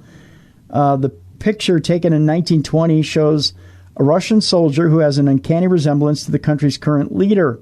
What's more, another photo taken of a Russian soldier in 1941 also looks just like Putin and the man who was pictured 20 years prior. Some think this is definitive proof that Putin is much more than a 63-year-old workout buff with a penchant for riding horses shirtless. Well, he likes to be closer to the horse, I guess. These people instead believe he is a mythical creature who is ageless and can time travel. Huh. Well, don't we all? Well, if he can time travel, you'd think he'd change his name. Yeah. Such a weird-sounding name. Vladimir Putin.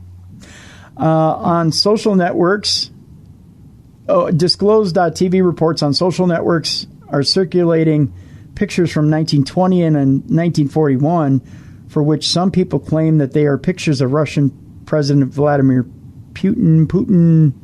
You say it one way, I say it another. Tomato. In fact, supporters of this thesis that Putin is almighty and immortal have launched a story that their president is a mythical creature that resides on our planet for hundreds, if not thousands of years. Oh, jeez. Some also believe that Putin is Vlad the Impaler, who was born in 1431 and is better known as Dracula. There is also proof, as supplied by BuzzFeed this past June, that Putin also briefly lived as Lisa Gherardini, the subject of the Leonardo da Vinci Mona Lisa painting. Given she was painted in the early 1500s, Putin perhaps decided to go undercover after living out his life as Vlad the Impaler. Or he may have just traveled back in time and posed for the painting. None of these above claims have been scientifically proven, by the way, and we don't think they ever will be, with the exception of the fact that Putin is, in fact, a 63-year-old man who runs Russia and enjoys a good shirtless horse ride every now and then. There you go. Interesting. Quirky or scary? Which would you like to choose for the first of our two final stories, Melanie? Scary, please. Scary, please. We will go scary first. Jordan's Wood killer clown sighting. I did put wood and killer in this right next to each other. Residents are warned to behave. There's a killer clown on the loose in Jordan's Wood, if you know what I mean. They've been... yeah, I know. I couldn't resist. Two boys are reported a person dressed as a clown approached them during the evening. The boys were on their bikes in Kiln Lane, when they claim they were being approached by the dressed-up person on Friday about 6 p.m. According to the pair, the clown shouted, "Run or die" at them while waving their hand around. Yeah, and was holding something which looked like a knife. After the boys' parents called police, a patrol car was sent to the area. A Kent police spokesperson confirmed that Kent police was called at 6:46 p.m. on September 14th to a report of a person dressed as a clown in Tile Kiln Lane, Dartford. This person was reported to have spoken to two young boys on bicycles. The boys left the area before the incident was reported to police. Patrols in the areas were advised of the incident, but no person matching the description was seen. Okay, that would be a little bit freaky. Yeah. Although clowns don't scare me. So if he said run or die, I'd say, which one do you want to do? I'd be like, let's go. I'd be like, fight me. I don't know. As you scooted away. Yeah, as I scoot away on my little knee caddy. You just hear because I haven't greased the wheels in quite a while, if you know what I mean. I don't know what that means either. Yeah. Okay, and quirky for our last one. Perfect. Robbie Williams reveals he was... and of course it went away. Don't come back, Robbie Williams. Robbie Williams reveals he was visited by a UFO as he hunts for aliens at a paranormal ranch in a new documentary. Of course, Robbie Williams has appeared in the new Skinwalker Ranch documentary, I believe, is what we're going to be reading about here. He's enjoyed a successful career in music so far, which spans nearly 3 decades, yet 44-year-old Robbie Williams appeared to be adding another string to his bow, an alien hunter, as he recalled a paranormal experience with a UFO and a new documentary. In a clip obtained by The Sun, the Let Me Entertain You hitmaker visited a ranch which is tormented by mysterious events when he decided to share his own experiences in the upcoming flick, Hunt the Skinwalker. The new documentary chronicles disturbing paranormal occurrences that allegedly took place on the remote ranch, a Navajo reservation in the Valley of Utah. The phenomena reported at the ranch range from UFOs to creatures to poltergeist-like activity to cattle mutilations. The owners are said to have fled in 1996 after seeing a 7-foot alien figure appearing on camera with director Jeremy Corbell. Robbie, whose interests in aliens peaked 10 years ago, roamed the venue at 3 a.m. and uttered, "We're hunting for the proverbial paranormal needle in a haystack." The Angels singer, who has battled prescription drug addictions, confessed that he was visited by an alien and hilariously insisted that it had nothing to do with drugs. He said, "I've experienced phenomenon that I can't explain. I've seen one right above me. I could have hit it with a tennis ball. No substance was involved." Nice disclaimer. His UFO experiences come after Robbie broke his silence on becoming a dad for the 3rd time following the arrival of his daughter. Speaking to The Sun, the singer and X Factor judge admitted that he has found it easier being a dad to surrogate baby Coco, and even called the tot the most chilled baby I've ever known. Speaking about his baby girl, Robbie admitted that he's learned not to be so stressed on the smaller details of being a dad, saying Coco, I just read that. I read it twice. It was so nice I read it twice. Coco's very chill. He continued, "It's funny, the first baby you have," he says, "shh, it's sleeping. Then you hear someone coming in that closes the door and you run downstairs and go, 'Shh, the baby.' And then the baby goes, 'Shh, you're all too loud.'" No, I don't know. I made that last part up. Then the third one, the television's on, the kids are playing, the dogs are barking, the baby stays asleep, and the world doesn't end. Robbie and Ida announced the arrival of their very special secret baby in a surprise social media post where the couple also spoke about their difficult path to a 3rd child to complete their brood. The couple took to Instagram to share a black and white snap of their hands and the hands of their children along with their new daughter. In the post, Ida wrote, "I spy with my little eye and extra little hand, so we have been keeping a very special secret. We are delighted to share with you that we have had a baby girl. Welcome to the world, Colette, or Coco Josephine Williams. It's been a very long and difficult path to get here, which is why we've kept it on the down low." Let's see if we can get to the alien part of this. There's a lot about Coco here. Maybe Coco's the alien, Mally. I'm figuring this out. Oh. Yeah, maybe Coco's the one running around putting her finger in people's anuses. I'm just saying. Oh, Timmy. Well, maybe she's the alien, Mally. I mean, I don't know. In May, a source told Metro that they wanted more children. Oh, it just goes on about children. Yeah, they want more children, Mally. Okay. Ida and Robbie couldn't be happier with their private life, but feel one more baby would complete their family. Nothing here about whether they want it to be an alien baby or a human baby. Nothing more about aliens there. Just a lot of baby talk with the Williamses. That was kind of disappointing. Sorry to end it on a disappointing note, but it was just baby, baby, baby, Robbie, Ida, baby, baby, baby. Yeah. Yeah. There you go. It wouldn't be the first time I've disappointed a woman, Mally. There you go. I've just... Well, I'm glad I'm included in that long list of... Yeah. Sorry. I feel ashamed and like I want to run. Yeah. Yeah. But that does it for Supernatural News for this Saturday. I feel like I should give you fare for an Uber and like, I don't know, like a gift card. Would that make things better? I prefer Starbucks, please. Starbucks? Would that and maybe we could do this again? I don't know. Is this where I kind of like look at the floor and be like, can I call you sometime again? Maybe. Is it too awkward? Should I maybe just let it lie for a bit? I don't know. This is weird, isn't it? Yeah, now you're making it too awkward for me. I am. Okay, sorry. Yeah. Yeah. Well, I tell you what, folks, when we come back, we'll take your phone calls if you people still want to call me. I don't know. Really blowing it for all of us here. If people still want to call me, I'd appreciate it.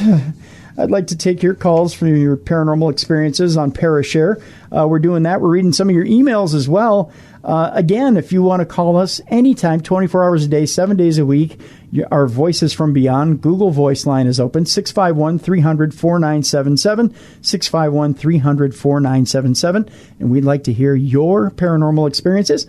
And we'll air them right here, and we'll answer your questions as well. If you have any questions, we'd like to answer them. So we'll do that next when we come back. Mally Fox, thank you so much for joining us again, darling.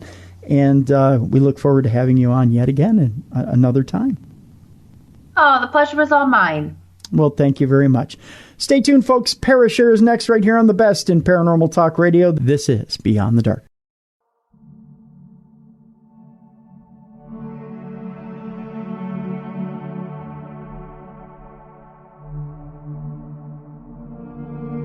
Beyond the darkness.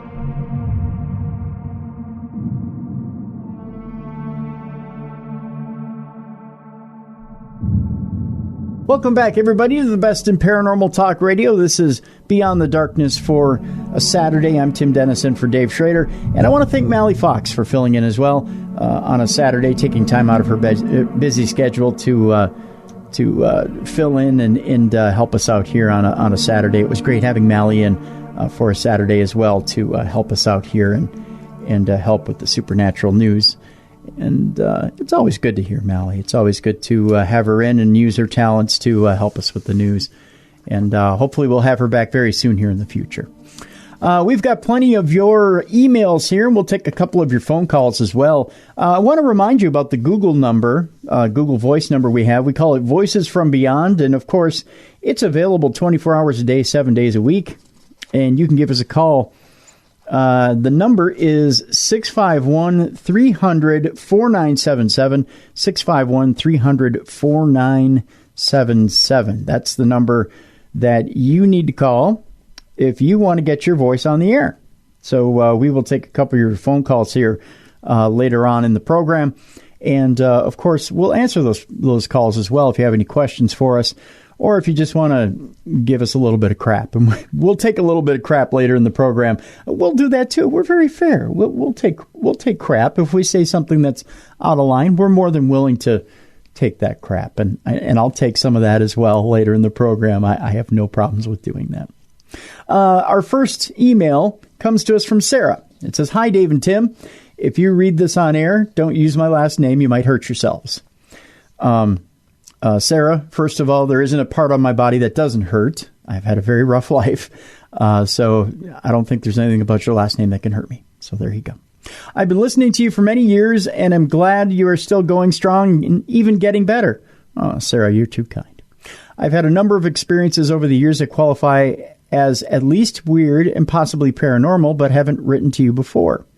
You read a Parashare story about the glowing green orbs. That was the first time I've heard a story that was so similar to something I saw in the fall of 1987.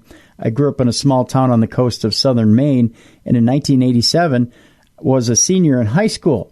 Though I was interested in the paranormal and the unexplained, I also preferred and still do to think critically about those topics and did not easily accept a supernatural explanation just because I didn't understand something. Anyway, one night, went out driving with my boyfriend at the time. We did that a lot just for something to do or maybe find a place to make out. Oh, Sarah, frisky, aren't we? I can't remember who was driving, but I think it was my boyfriend. Wait a minute. What were you doing that you can't remember driving? I have to think about that for a minute. Sometimes I'm a little slow on the uptake. We were in an area of York, Maine called Godfrey Cove. At the time, a lightly populated area with lots of trees, not far from the water. There were no street lights, and it was a typically dark night in a small town with little light pollution. Well, that's good. That may be different now. We were coming up a slight rise when from the left side of the road, through the trees, came two neon green balls floating in the air. Neon green balls, they say. That seemed to have their own inner light.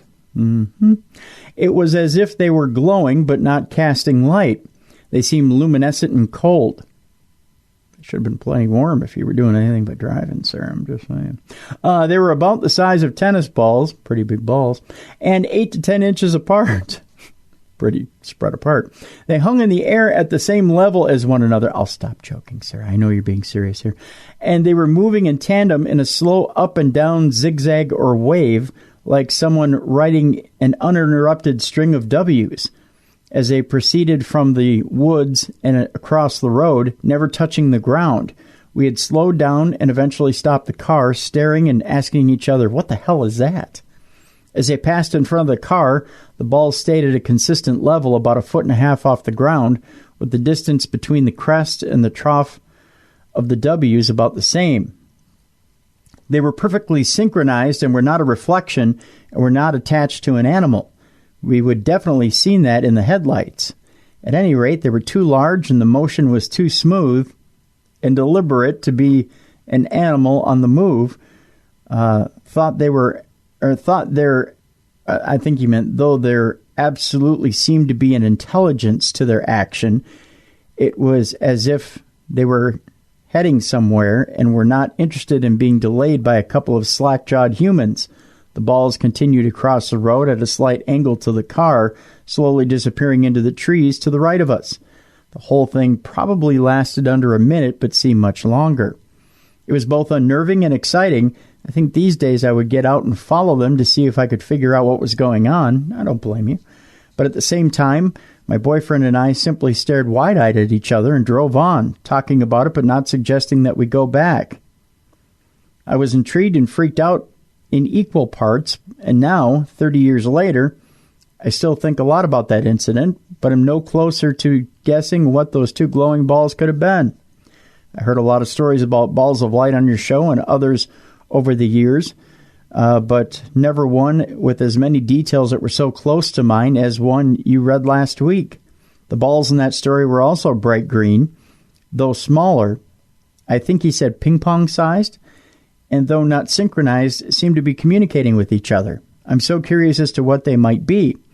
I have a great Parashare, and thanks for all you do. You and Tim, your occasional co-hosts, and your guests have given me a lot of high-quality entertainment. In return, I give you this story so you have an excuse to say balls a lot. Well, I did, and I actually kind of giggled a little. I do have a few others, stories, not balls. Thank God, Sarah. So we'll end with the requisite tease of, I'll share those another time. Ah! Also, balls. Thank you, Sarah, that you know how to play to us. All the best, Sarah. Well, Sarah, balls. Had to throw that in there. You know what? We do have a story actually coming up later on in the show from Earl, who called in, who also ran into some balls, if you know what I mean. And but yeah, it is a common sight that people see these glowing balls and glowing balls of light. I don't know. You know, a lot of times it's attributed to swamp gas, and a lot of times people see these glowing balls of light in areas where there is swamp gas, and that's what the skeptical scientific mind will tell you. Other people would say you may be seeing the glowing souls of others. That's what that glowing ball is, what you're seeing.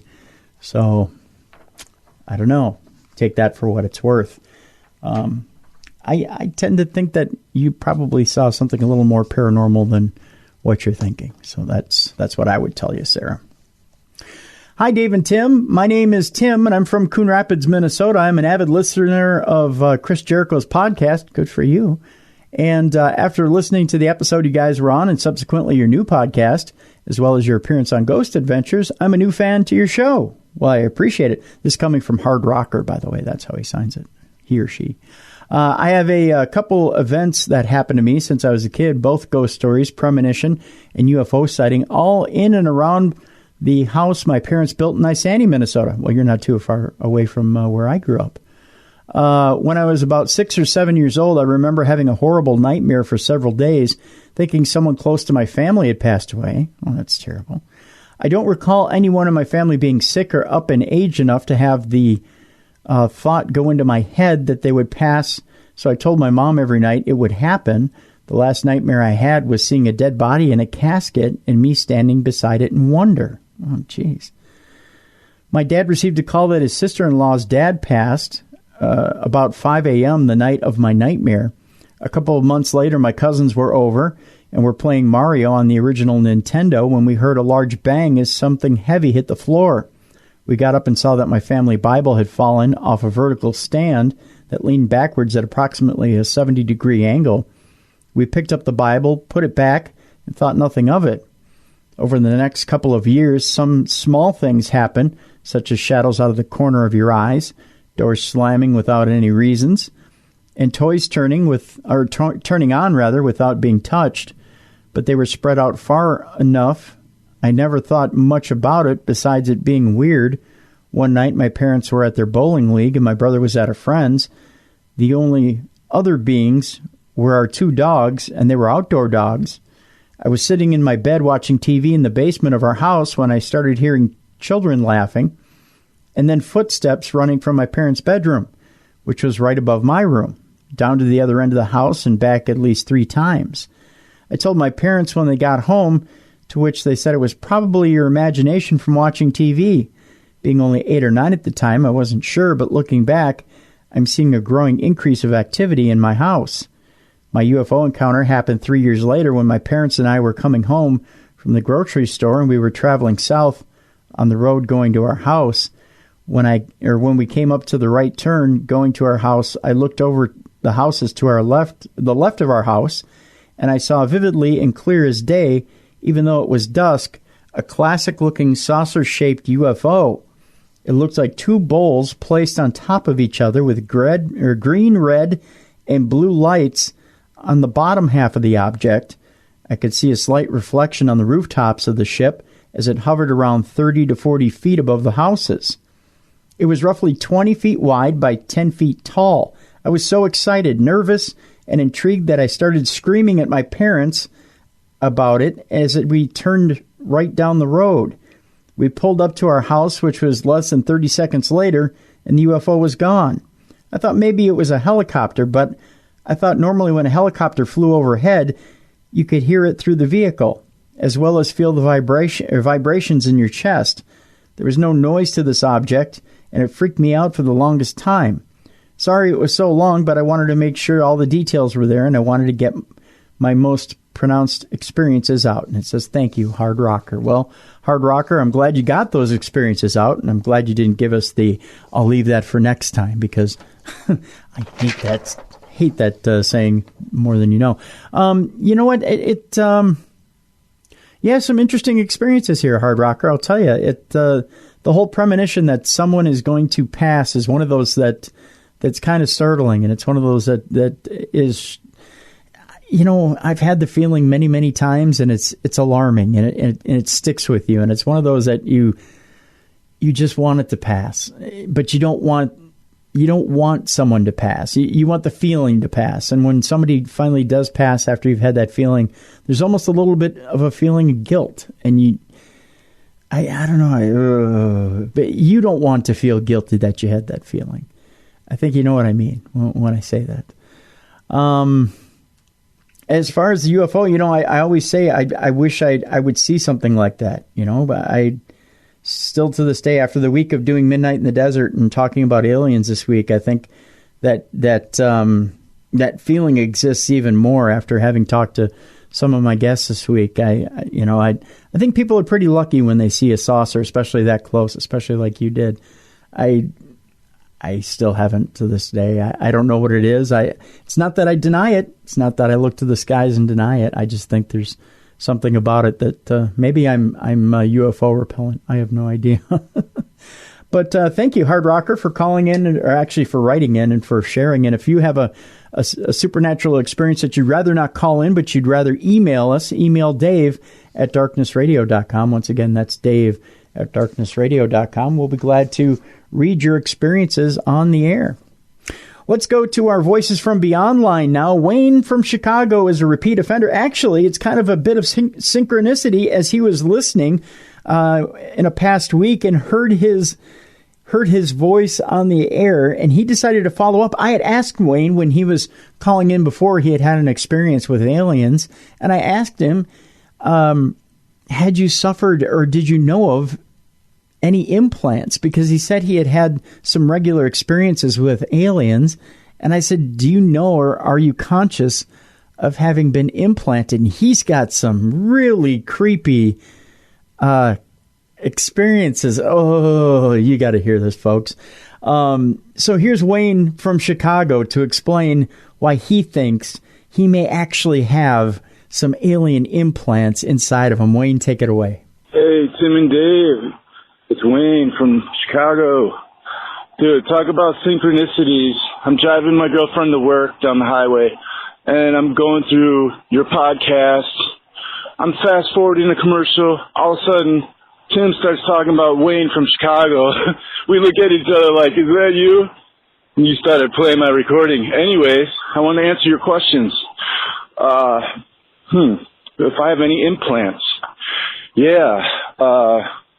When I was a kid, I remember having a very bloody pillowcase one morning, and I didn't think of it, anything of it back then because I didn't, know about abductions and stuff then.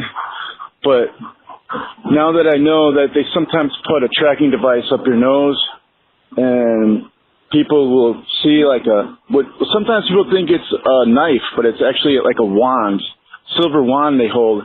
And that same wand that they put up your nose, and you'll hear a crunch. And they put like a little BB up there. And I think it's for more than tracking. I think they could see what you see, hear what you hear. I think we're like entertainment to them, like that one South Park episode. But anyways, I got it.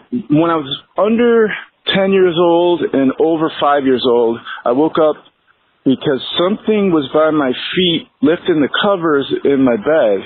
And it actually felt like electricity going through my feet. And at the end of my bed was a hooded figure that all I could see was a black hooded figure. And it had in its hand what looked like a crystal ball outstretched towards me.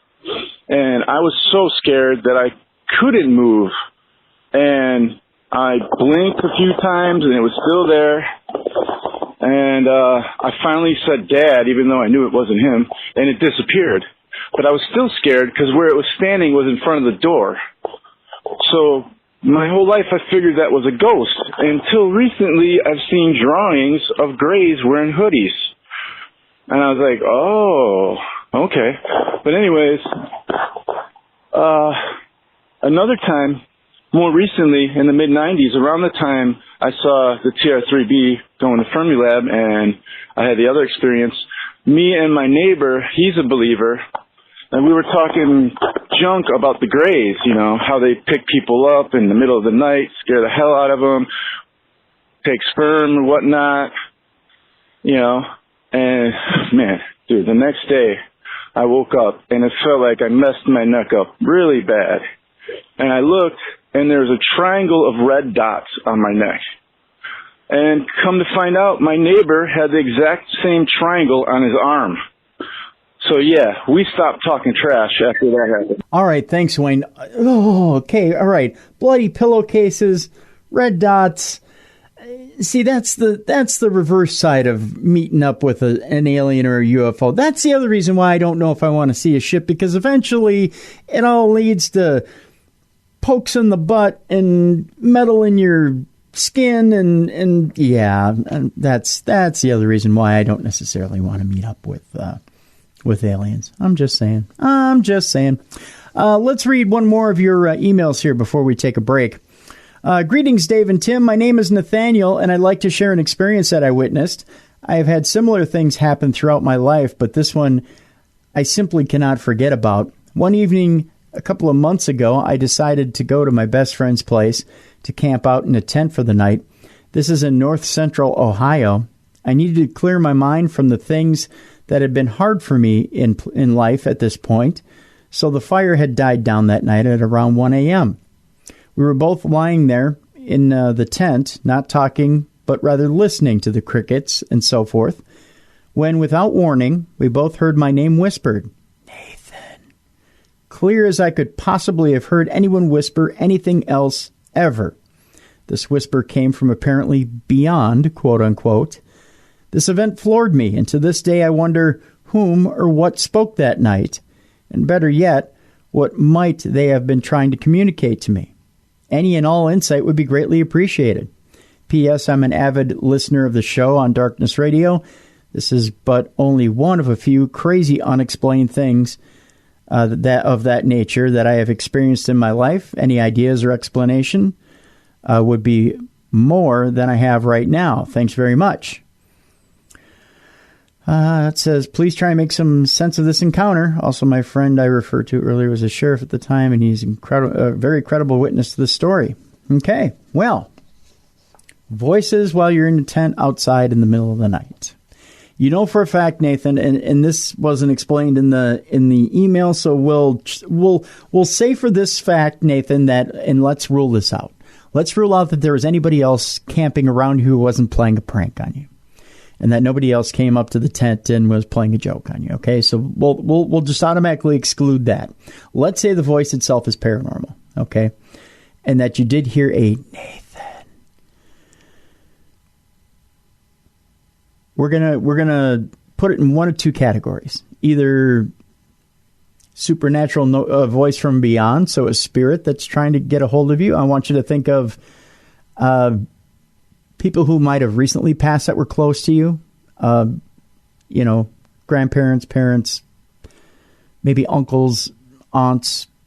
Was it male, female? Do you remember what context? As far as whether it was male or female.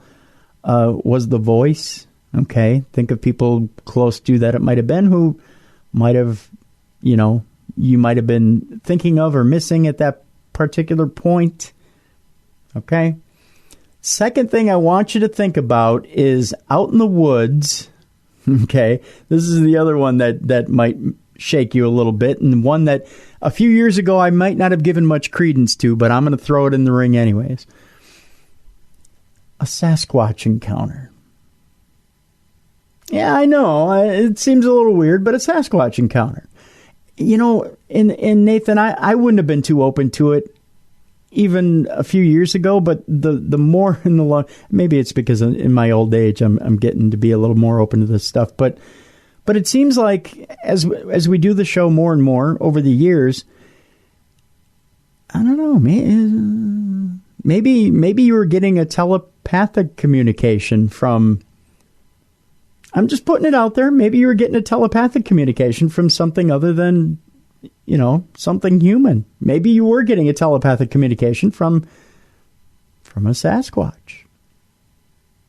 I'm just putting it out there.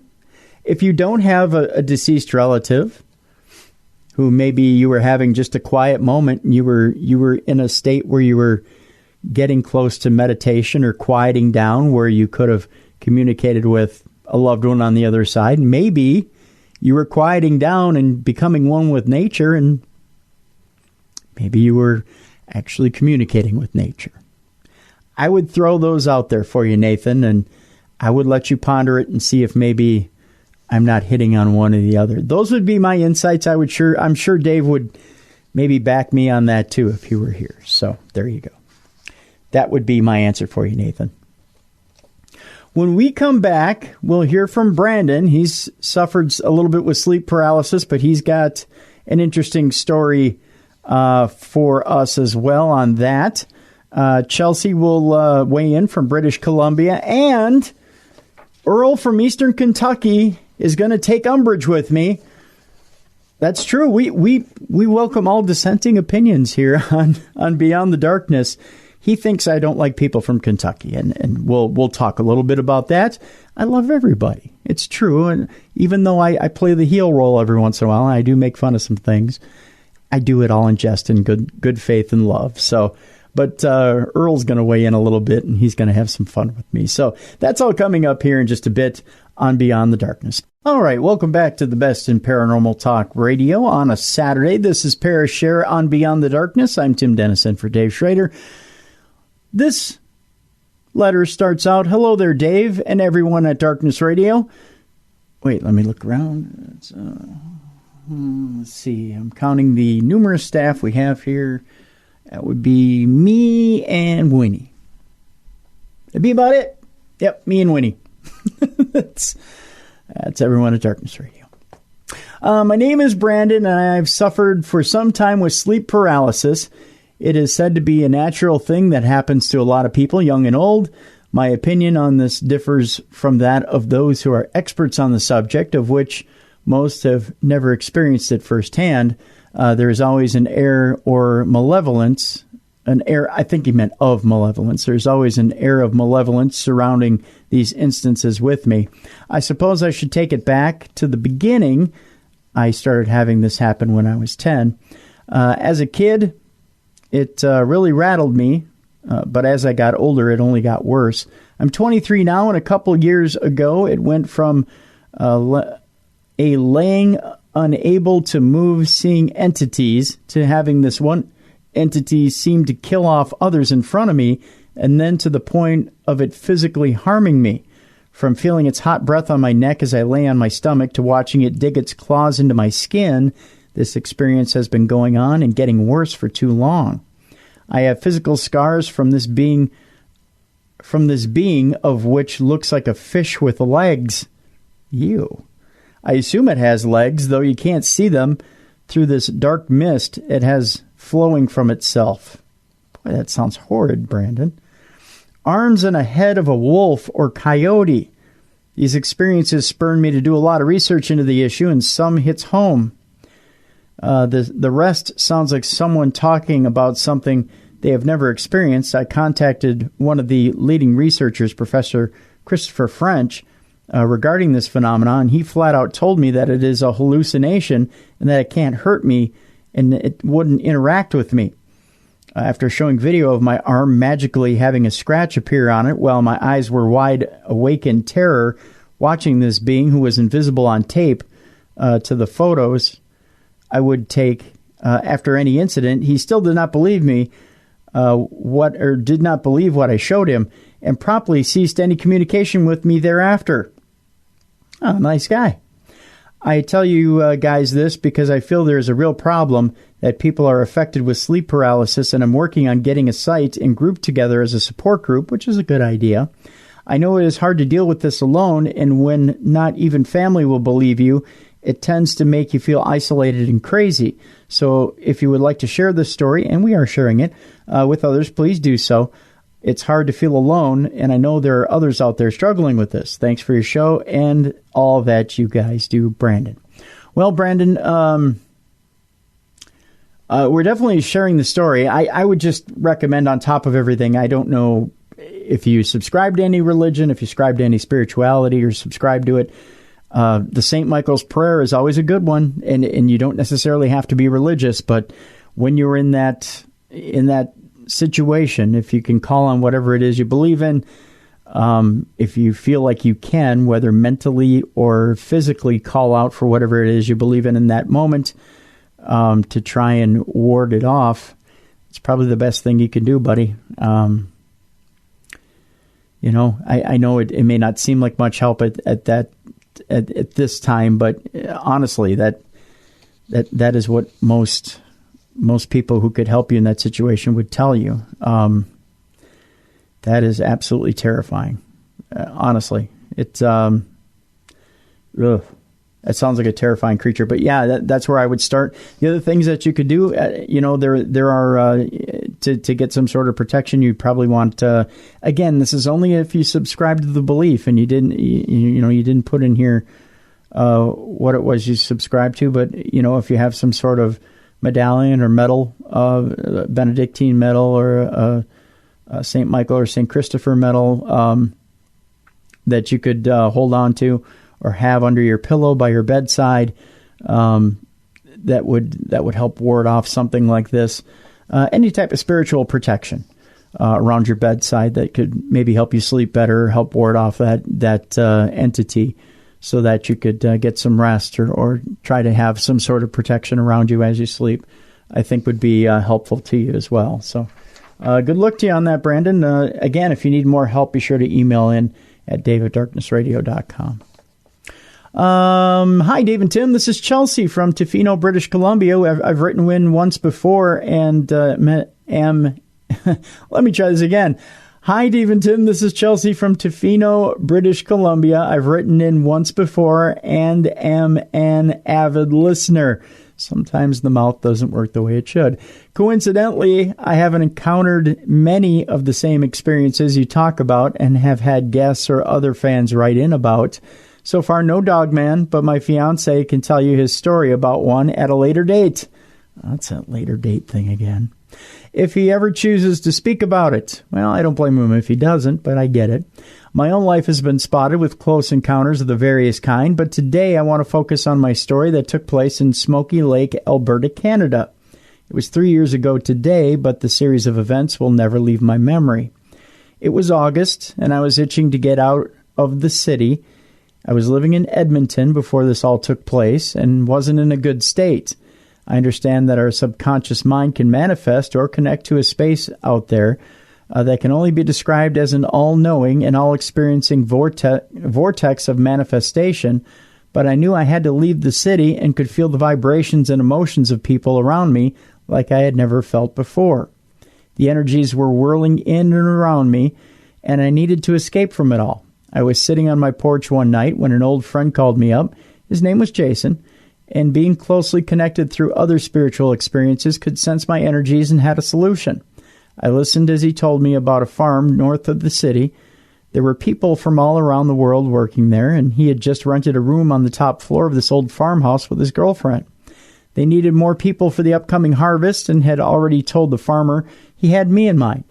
My background is in working with energy and plants, so I jumped at the chance for a place to stay and to get my hands dirty. When I arrived at the farm, I realized that there was more to this place than just being a pretty old farm. It wasn't as easy to make friends as I thought it would be, but the ice broke, and when I told the two French girls about a crazy dream I had the first night, I recounted to them about a wolf who seemed to be face-to-face with me, panting and sniffing. It was all black with mesmerizing yellow eyes. It wasn't the one wolf, though. He seemed to be guarding another wolf who lay grooming herself and sniffing the air. At first, the two girls didn't react, but merely glanced at one another. I thought, okay, that's a strange reaction. The three of us worked alone in a patch together that day, and slowly they began to ask me questions. Then the more dominant of the two girls stood up and said that they have been interacting in their dreams with the same two wolves.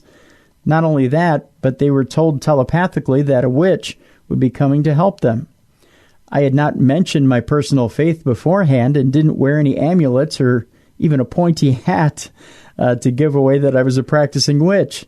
We quickly bonded over stories of our strange encounters and even did a little ghost hunting in the abandoned barns on the property. This seemed to stir something up. The other people working and living there began to complain of strange sounds and strange dreams. Even their attitudes began to change. There was aggression and oppression among my newfound friends. One of the girls would cry all day and not understand why. Finally, we all decided that the house needed a cleansing. We gathered together and went about the farmhouse smudging and saying whatever prayers seemed necessary to one another's faith. It seemed quiet and peaceful for that one night. The next day, though, one of the men was completely different.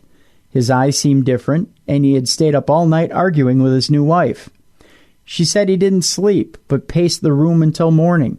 He continued to yell and demean everyone.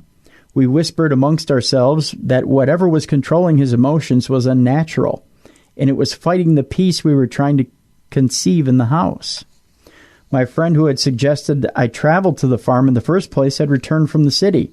He and his girlfriend and myself were talking about the events that had been occurring during his absence when he noticed his car's interior lights turning off and on in the driveway. It was dark outside, but he had an innocence about him that made him unafraid of anything paranormal or supernatural. He laughed as he walked to his car, saying, "Very impressive." We joked that the spirits wanted to have a dance party, and just then the interior lights of the farm truck began to mimic the light show. All three of us watched the spectacle, but when one of us took a step towards the vehicle, the lights would stop, only to return to its strobing effect when we walked back onto the porch. We stayed outside asking for more lights, our fear turning to curiosity, and finally, the dance party ended, and we all sat in the car waiting to see if anything else were to happen. His girlfriend Candace was the first to speak about what happened next. She began to say, "Oh my Lord, do you see that?" I looked out the passenger side towards the woods, where you could see very clearly multiple spheres dancing among the trees. Jason said next, "What color do you see?" Simultaneously, Candace and I spoke blue. He laughed, saying he wanted to make sure he wasn't the only one seeing them. The forest was 30 feet away, and these spheres were the size of softballs. Silently, we all said a little prayer for our protection. He said that he felt drawn to open the door to go to the forest edge. We refused to let him leave the car, though, knowing that the unknown is dangerous, and whatever it was had already successfully drawn us out into the night. I'm sorry to say that this is really only the beginning to more strange encounters with whatever haunted his farm, or this farm. So many aspects to this farmhouse was beginning to set off alerts in my mind. Large white owls circled the house constantly, and black masses ran about the house at night. I could clearly see them chasing one another around my room, darting from the outside walls and vanishing into the other bedrooms. During the daylight hours, I worked alone at times and could see large black shadows swooping over me in the fields, only to look up and see nothing at all but clear blue skies. I had to call it quits finally when I reached my limits. One of the last nights I saw and experienced the most frightening thing that has ever happened to me. The room was dark and I had settled in after a particularly long day. Tensions were high and the emotions of the house were palatable.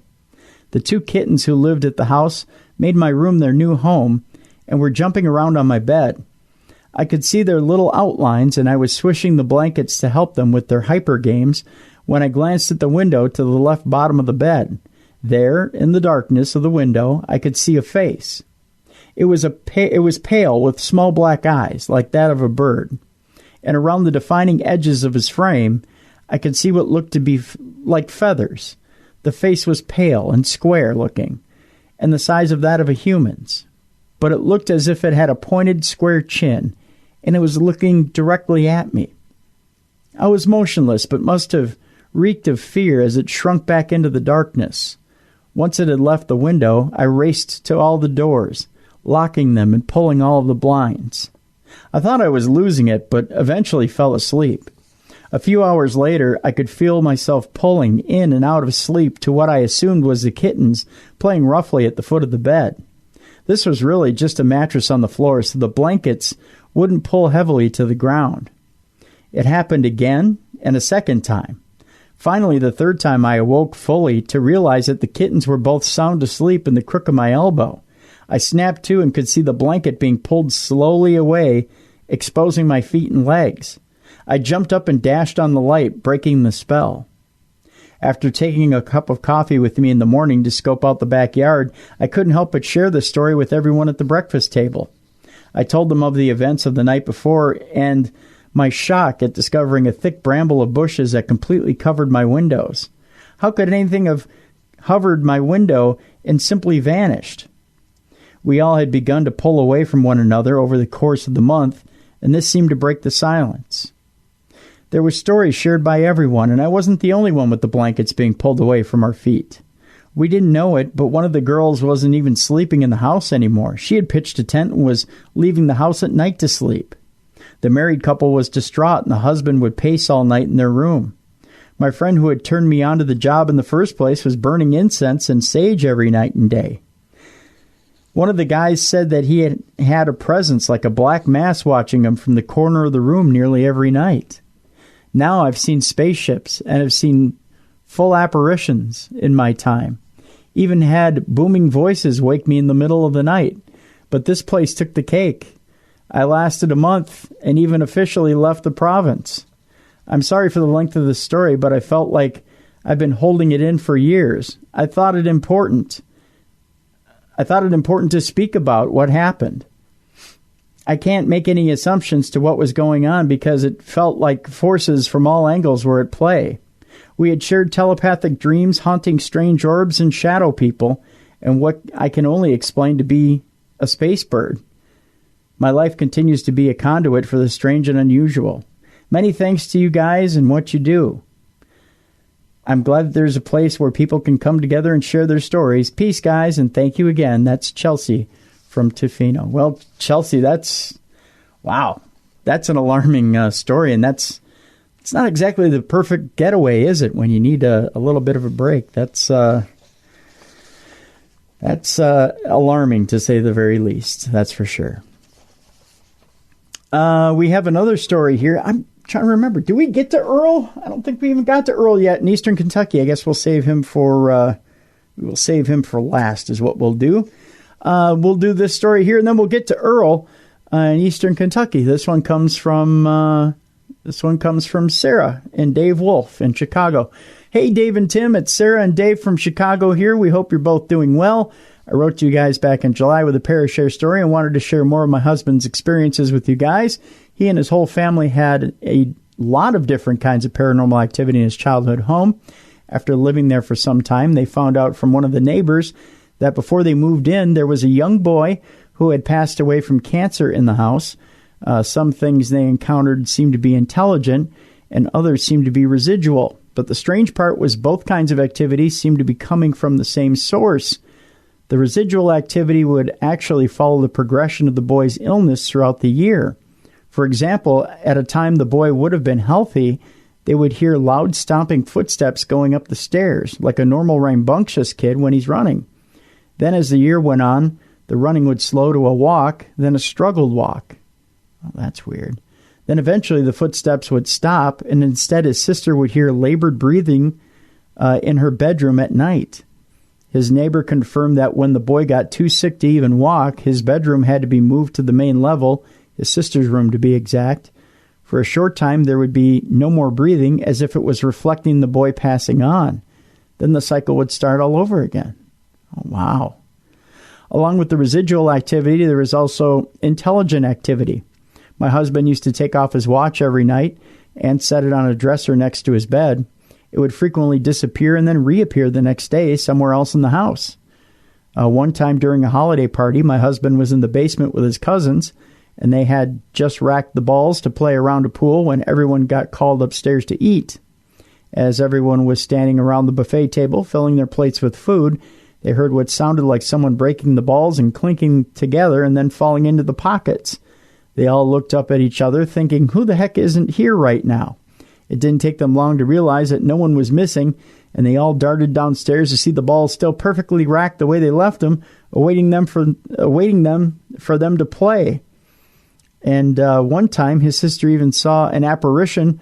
That's just weird. I mean, I've heard something like that before, and actually seen that before.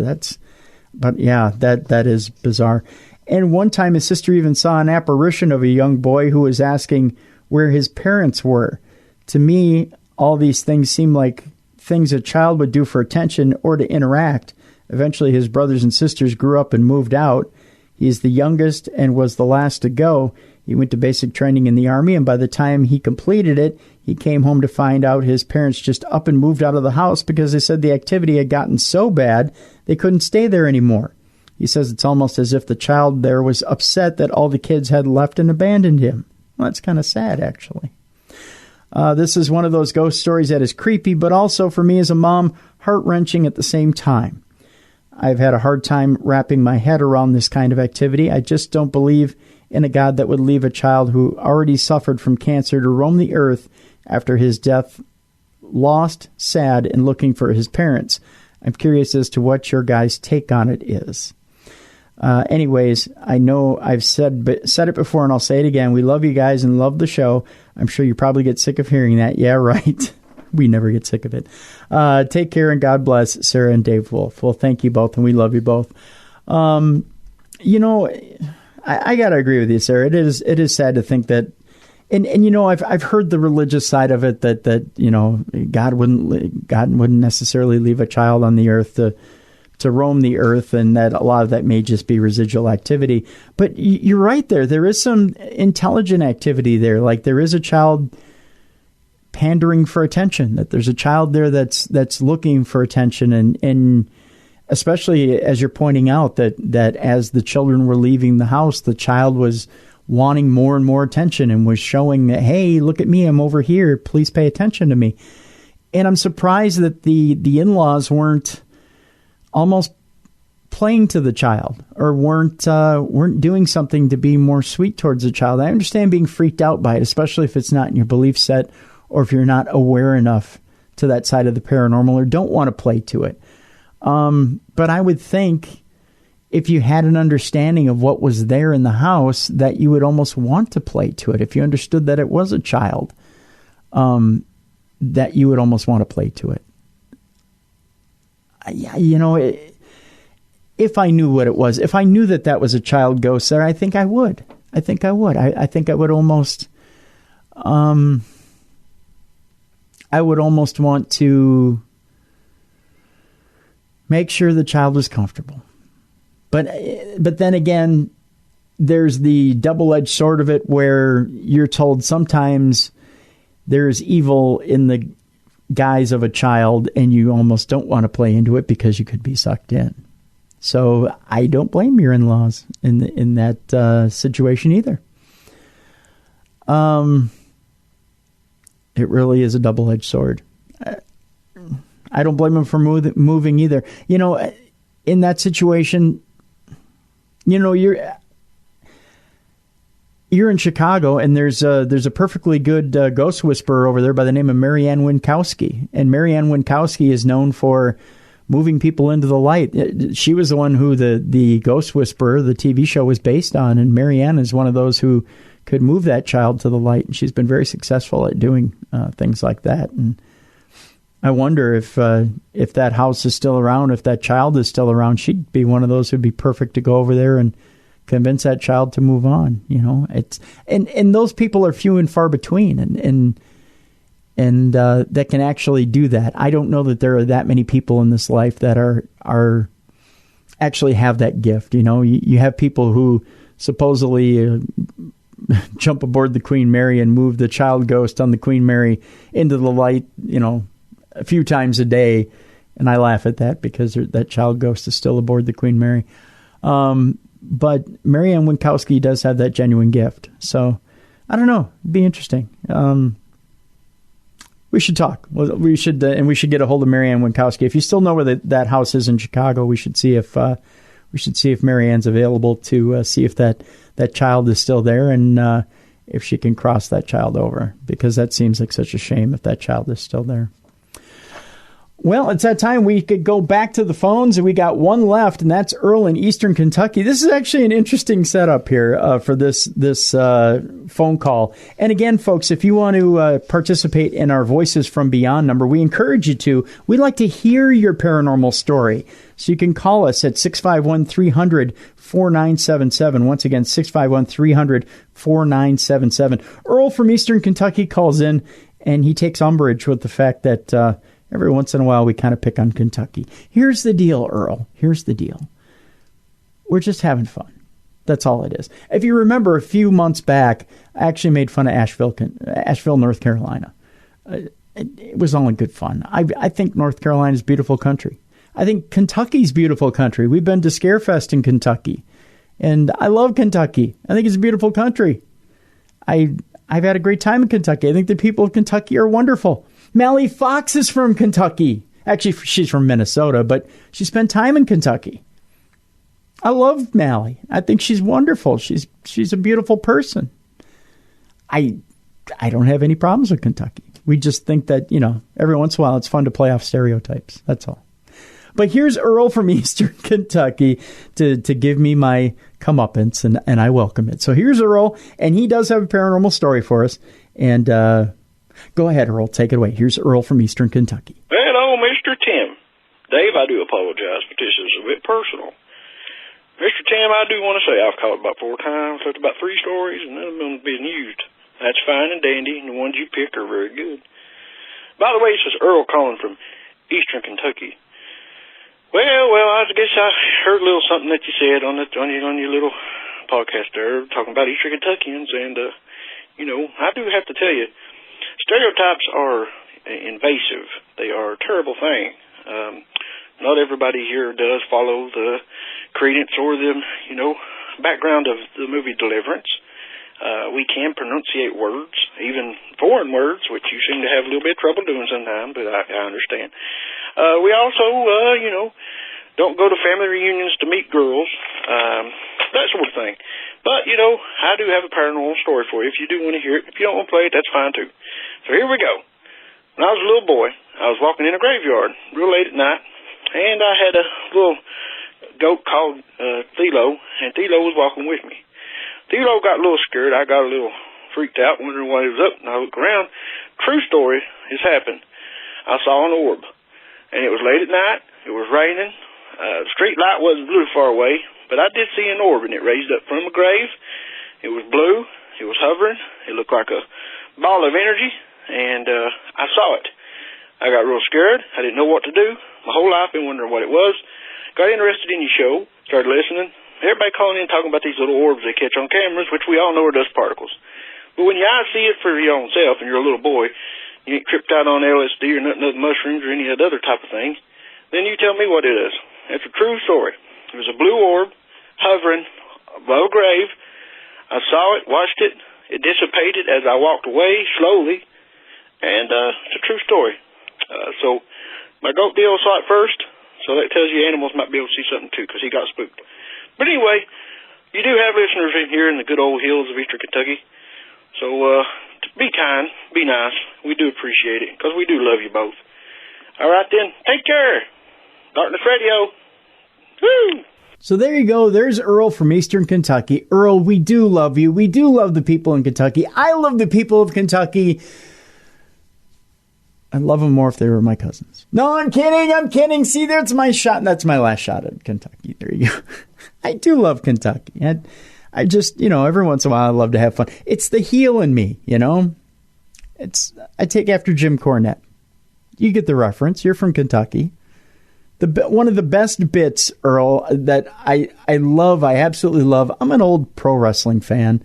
One of the best bits I've ever loved was Jim Cornette going on TV and basically running down the good folks of Kentucky. And I think it was a bit having to do with basically saying most of them were on food stamps, I think, or something like that.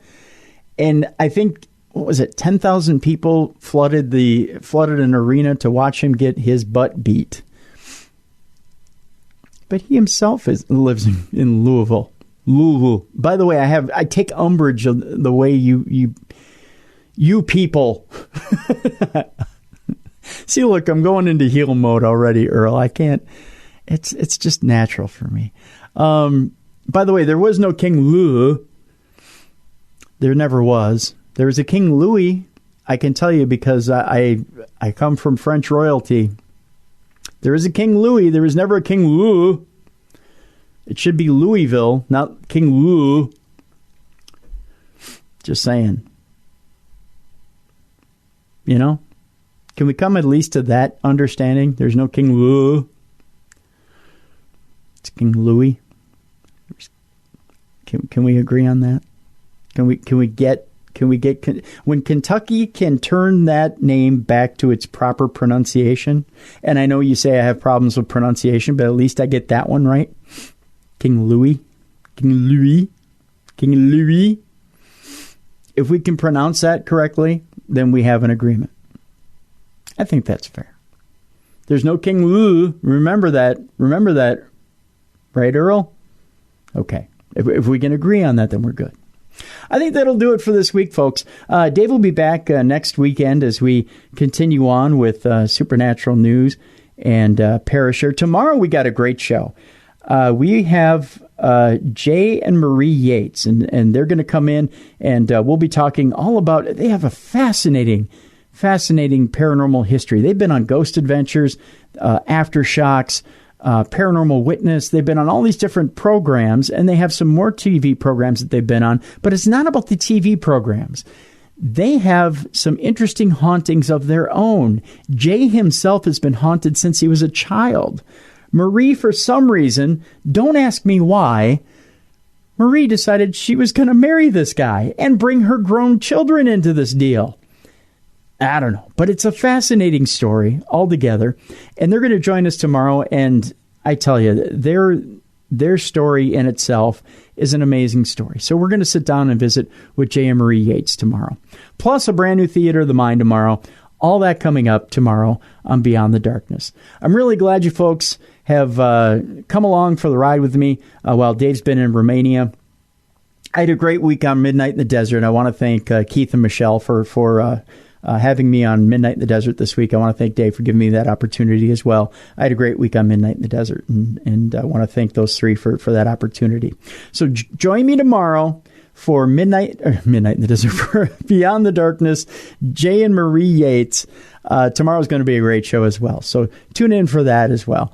Thank you again to Mally Fox for a great Supernatural News today. And thank you all for your emails and for your phone calls for Parashare. And again, get in on that Voices from Beyond line. It's available 24 hours a day, 7 days a week. Call it 651-300-4977. Get your calls in for next week because we want to put your phone calls on for our Parashare segment. 651-300-4977. We want to hear your phone calls, and we want to be able to answer your phone calls as well. 651-300-4977. We'll see you tomorrow right here on the best in Paranormal Talk Radio. This is Beyond the Darkness.